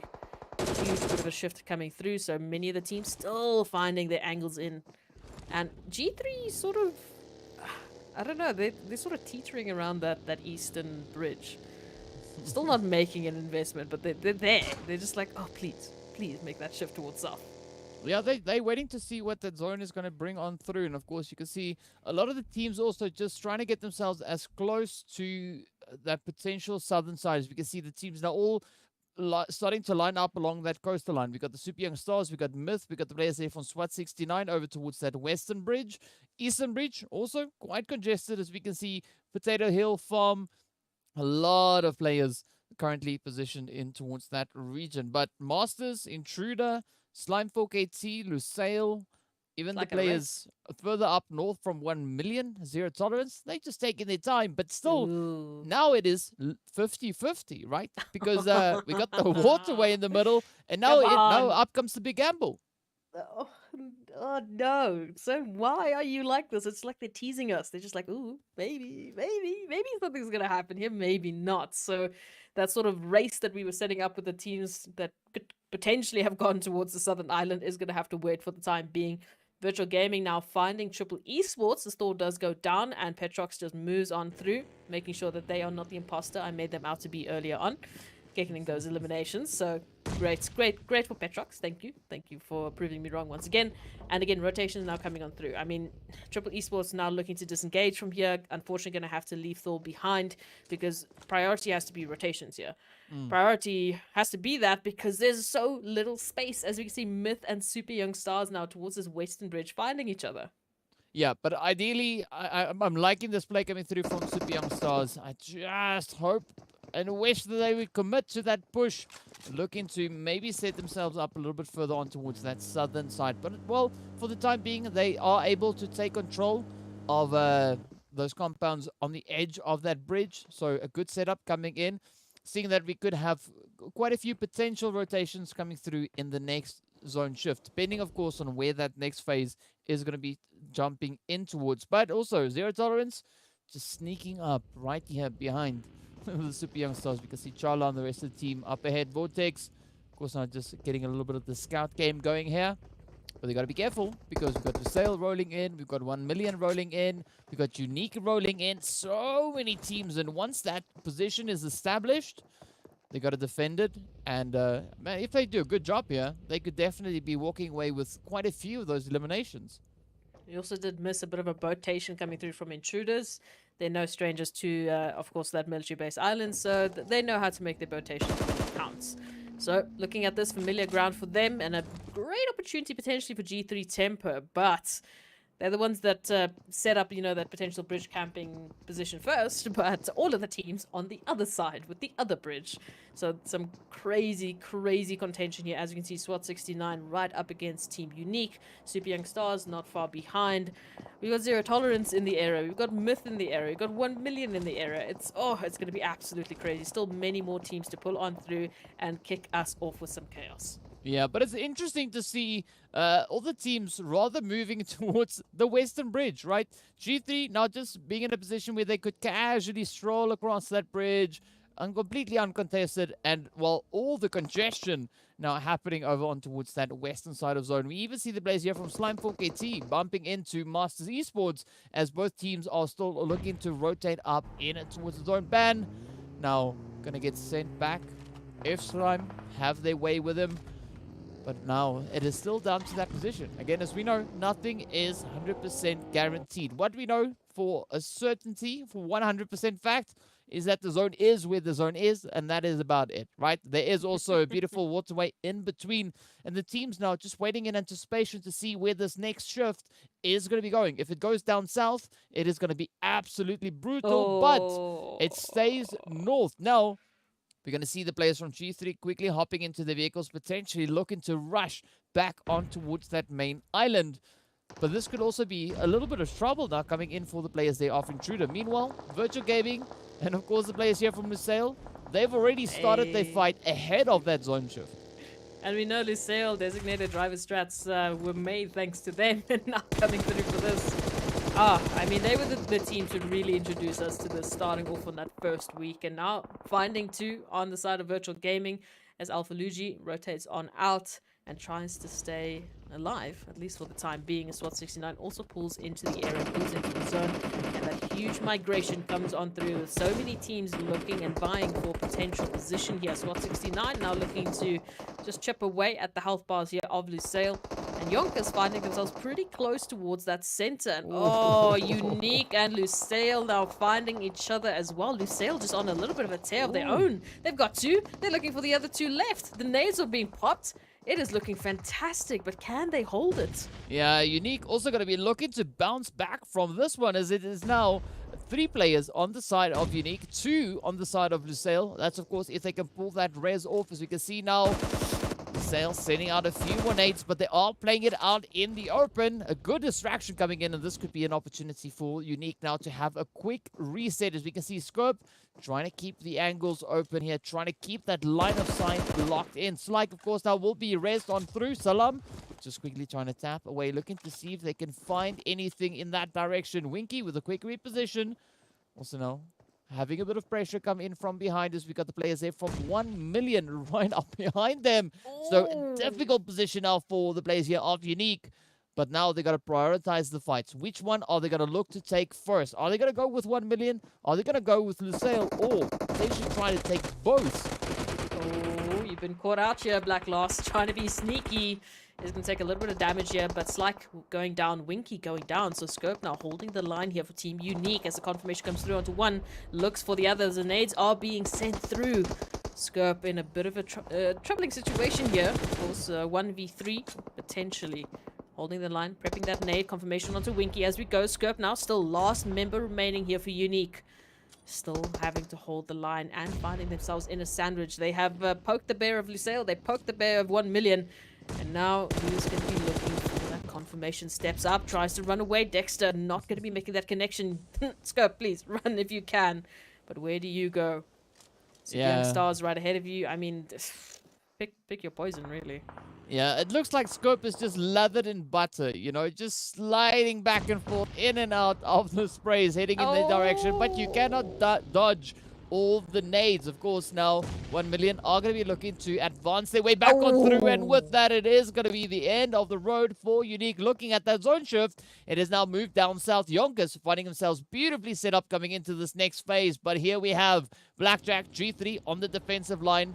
Of course, Lusail now going to be looking to rush forward in towards the zone. We do see the players here from Triple up ahead. We got SWAT 69 also positioned just further up from them. But now, who will be the teams to control these absolutely dominating positions coming in here? Of course, we do see Masters Esports and Intruder having a bit of a fight. Bit of an engagement coming in on that eastern side. But it is going to be pure chaos now with 14 teams moving into this fourth phase. Oh, it's tiny. We have so little space to work with, but none of the teams want to be the first three to go out with 0 placement points here. So they are vying for their positions. They are vying to stay alive. Masters now, Ilias finding at least a little bit of success there on towards G3 Temper as the rotations come on through. Slime 4KT once again split up and looking to try get into the zone, but third parties as the teams are looking to keep each other out of this, their real estate. It's ours. It's mine. Keep out.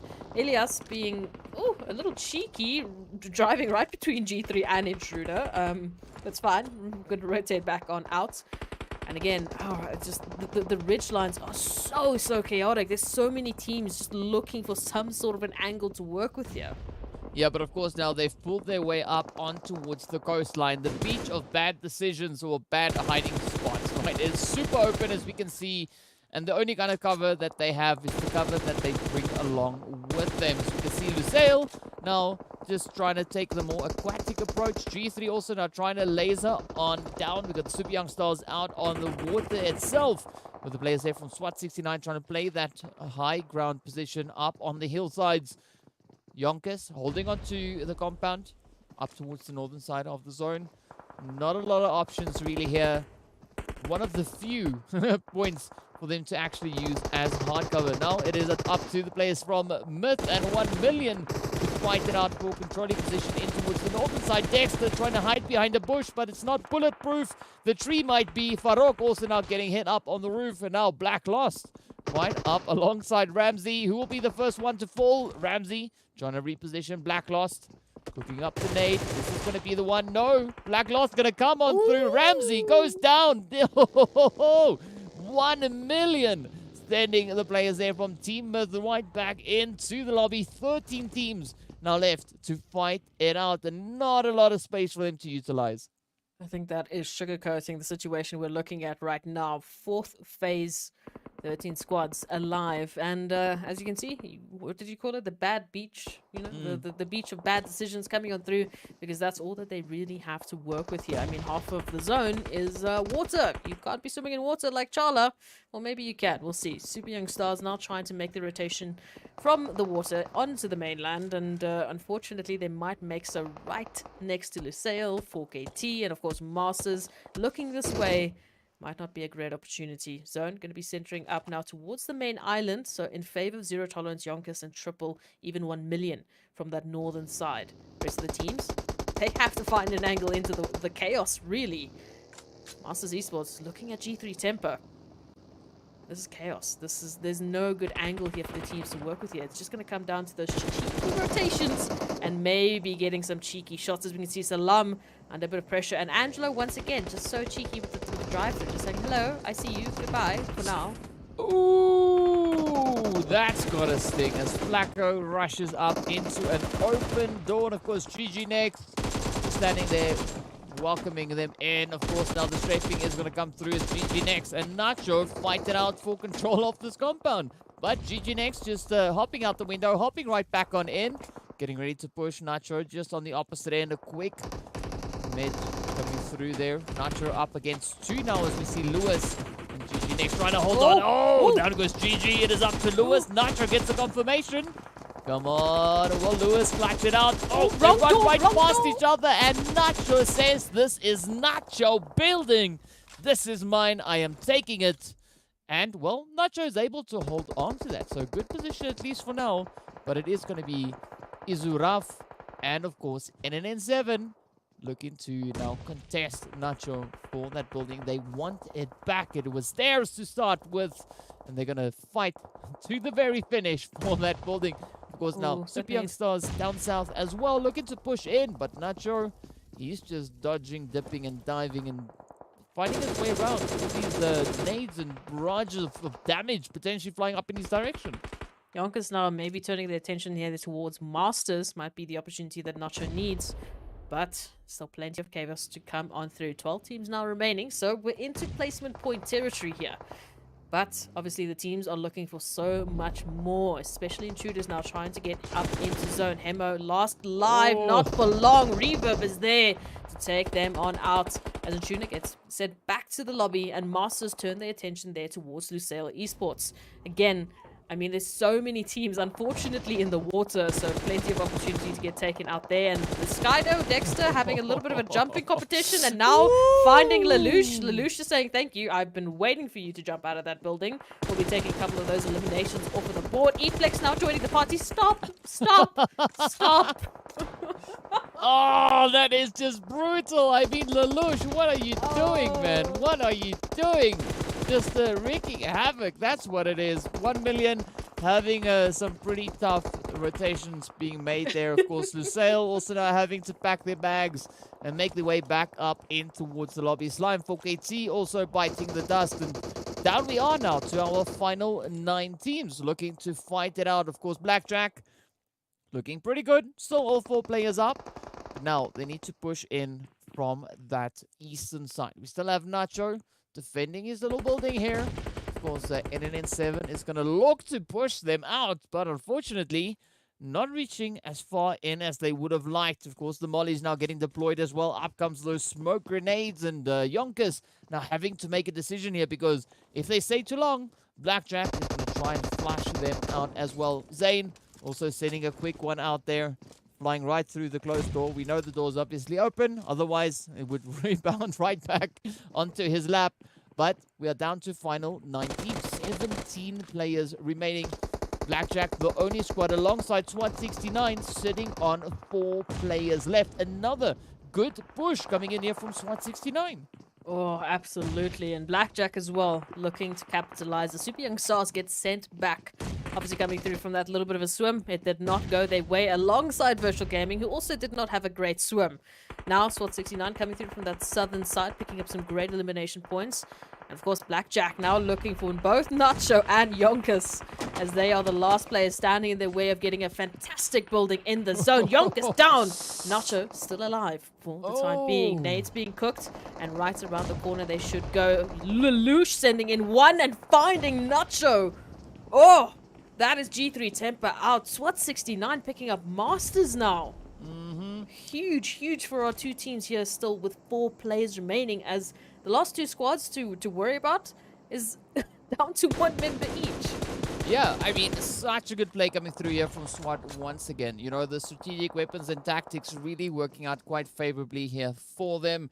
But all they got to do now is push to the very, very end. Already finding themselves up in the top 4. 1 million down to 1, as we can see Escanor now doing the dance here. Trying to take a sip of the blue. Fortunately managing to take a quick heal in as well. Vortex for the side of Zero Tolerance. Will be perched just up ahead. Does get spotted as the bag sticks out through the wall there. So very unfortunate that Vortex has now been busted with that location. Oh, Sabir gets hit. Down goes Escanor. Blue zone being devastating, as of course MG looks to capitalize on that. It is down to the final 3. Vortex about to get pushed. As we can see, Blackjack, oh, look at that nade, is going to come right up in their direction. Blackjack trying to close this one out, but now, still, SWAT 69, they're in it to win it. Will they be able to find those finishing hits? Down goes Reverb, though. Flash coming into the beautiful hit. Zane, the next one down. Oh, this is so crazy. Zane not getting down just yet, but it was super close. Lelouch, MG looking to bounce back. Zero tolerance, still down to 1. As we can see, Vortex now just barely within the zone, but up comes the hits now from SWAT 69 as they start sending the nades out. Reverb getting re-knocked. Down he goes. Blackjack. Oh, come on. Down to 3. SWAT 69 still rocking 4 players all the way till next Tuesday, but will they be able... Oh, no. Blackjack, they're going to try and finish them off. Oh, Blackjack now trying to get some revenge here, coming on through. One player going to be finding Zane, unfortunately. So, resetting here, trying to move up right next to Vortex, unfortunately. So this might not be the position they would have wanted. Now going to have to fight tooth and nail against Vortex for this position in the zone. So while they would have loved to focus on SWAT 69, first comes Vortex, who finds one, looks for the second, is trying to get the confirmation, drops down. It isn't the case. Now SWAT 69 pushing on through. Wow, there we go. SWAT 69 getting their first winner chicken dinner. This is the game we were waiting for. Gotta love it. I mean, that was such a beautiful play. Like, I mean, that was kind of where the downfall came for Blackjack, right? They came rushing up into Vortex. Vortex finding knock after knock. And right as Blackjack was at their most vulnerable, SWAT 69 just, sent them an email to close it up. And with that, they walk away with their first winner chicken dinner as well. So 2 teams so far today picking up their first winner chicken dinners. Absolutely fantastic way to, well, start off the 3rd week of league play. And I gotta say is, I am so excited to see what the teams will be bringing to the battlefield tomorrow. Look, if this is how we're starting off the day with, as you said, 2 teams picking up their first winner chicken dinners, we're getting different teams in the top 5. We're getting such different results than what we've expected in the last couple of weeks. That just goes to show that the efforts that the teams have been making behind the scenes are finally coming to fruition. So we should be expecting a very different 3rd week of PMPL Africa 2022. And that means, you better be watching. That means you better come back tomorrow. You better come back for the Super Weekend, because it's anyone's game at this point. Yeah, pretty much, right? It is evident today. It is anyone's game. But we know, okay, fine. Before I get too excited, it is league play, but still, right? Such a good performance coming through from SWAT 69. They are laying the foundation. Now they got to build, they got to push, they got to keep that momentum going forward. An absolutely great way to close up today. Beautiful finish. I mean, I saw in the chat a few people saying SWAT 69 getting so close, and this time they didn't get 2nd place. They took the chicken, right? They locked it up, they closed it in, and they said, you know what, this time we're not going to take 2nd. We're going to make it as far as we can, and they closed it up. Such a beautiful chicken dinner. Oh, it was fantastic. Gotta love it. But of course, we saw quite a few interesting plays coming through in this match as well. That zone really being quite challenging for the teams. We got that southern shift to start us off with the flight path, up and towards the northern side. And I mean, the anticipation building for the teams at that zone was like 50-50 between north and the southern island. And then it just went boop back into the northern edge. Oh, I mean, some really challenging rotations coming through there. But of course, got to give credit there to Vortex from Zero Tolerance, just holding on to that position and just finding some pretty devastating plays onto Blackjack, as they also then got rushed. And, good plays across the board, particularly moving into these last 2 phases. I love the changes coming through. I love that we're constantly seeing these new teams coming through into those top 5s, top 3s, however you want to look at it, because it means that competition is still rising. Again, we know league play, there's a certain pinch of salt that we need to take with the results we're seeing, but it is an opportunity for us to see so much more. And speaking about seeing so much more, let's take a look at the highlights just to remind you what happened on that last Erangel.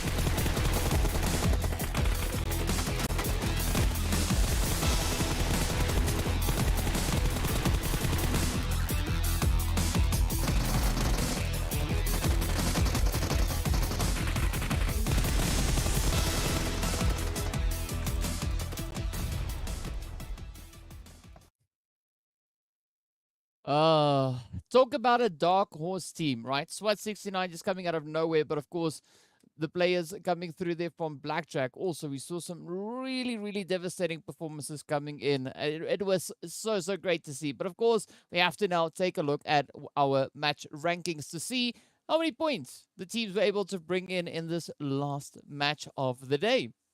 That is going to be the question, especially for SWAT 69, who had such a big performance coming through. I mean, just look at that, 26 points to pick up at the end of our first day of league play. So a huge opportunity for them to really start jumping up of those overall rankings. Blackjack Esports, a little bit unlucky there with that engagement with zero tolerance towards the end. I also saw a nade finish coming through for SWAT 69, so it was just absolute chaos. But picking up 9 eliminations, not doing bad whatsoever. And it starts to trickle down. Lusail picking up 7 eliminations, just to name and highlight a few.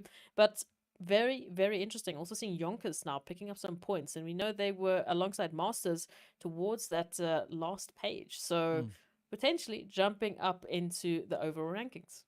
Yeah, that's what we'd like to see. Teams continuously looking to shuffle it up. But of course, now, as we look at our overall rankings, SWAT 69 sitting right up at the top, 8 points away from having, you know, their name being reflecting in the scores there as well. But really good efforts being put in from them. Have been 40 placement points. That is absolutely insane. Well done. I'm super chuffed, super proud of the performance that SWAT 69 brought in today. We got to see more of it. Of course, Cryptics holding on to that second position on 56 points. And as we move a little bit further on to the same page, and then the second page, it is still very much neck and neck all the way through. You can say that again. I mean, one good jump could mean the difference here. And Mad Knight, Triple Esports, as we know, 2 of the 3 teams that we are keeping our eyes out for, sitting on 22 points in 13th and 14th position respectively. Wow, they really went all twinsies with these points. I mean, placement, eliminations, everything. Wow, how did you do that? Anyway, very close to that threshold for the top 16. So I would expect that coming tomorrow, they really put their best foot forward. They make sure that they get as many points possible, because it's going to just help alleviate some of the pressure in the back of their minds that, yes, we could potentially make it into Super Weekend. Team Myth, YONKOUS, and Masters Esports still, unfortunately, on this last page, but it's close. I mean, one good game for either Team Myth, YONKOUS, or Masters could mean that they find themselves within qualifying position for Super Weekend, the last Super Weekend. Yeah, and I mean, I'm really hopeful that we see the players from Virtual Gaming, INTRUDER, Triple Esports, Mad Knight, and SWAT 69 making their way right in towards that final Super Weekend. Looking at the performance we had coming through from SWAT 69, it could be a possibility, right? If they continue on the trend that we saw them with today, some absolutely beautiful things, and we love to see even more of that now coming to the battlefield. But of course, we also have to give a few shout outs here. First one, well, the last shout out for the day, rather, going right out to Monster Energy, our official energy drink partner for the PUBG Mobile Pro Leagues. But as so far, I mean, the first day of this final week of league play, really satisfying. We saw some beautiful players coming through, some surprising performances, and of course that is what we were expecting, or rather hoping to see today. Yeah, I was hoping for that. We can't expect anything because my strat book is in the garden. I threw it out the window last week or the first week. So unfortunately, we can't predict what's going to happen. And the players are going to be the ones to make that decision for us. They're the ones that are going to bring the action and hopefully bring in the points to get into the next Super Weekend and the last Super Weekend, because the finals are going to be absolutely insane. Everyone wants to get into the finals, but only 16 of them can. So it's going to come down to this last week. It's going to be absolutely crazy tomorrow, I expect. So please make sure that you guys join us tomorrow. Oh, you cannot put any sort of expectation, any sort of predicament. Nothing is going to come through than what you think. It's going to be absolutely chaos. Yeah, well, we can't wait to see the chaos unfold on the battlefield tomorrow. So be sure to join us, same time, same place. We look forward to seeing you all back again. Stay safe. Have a great night.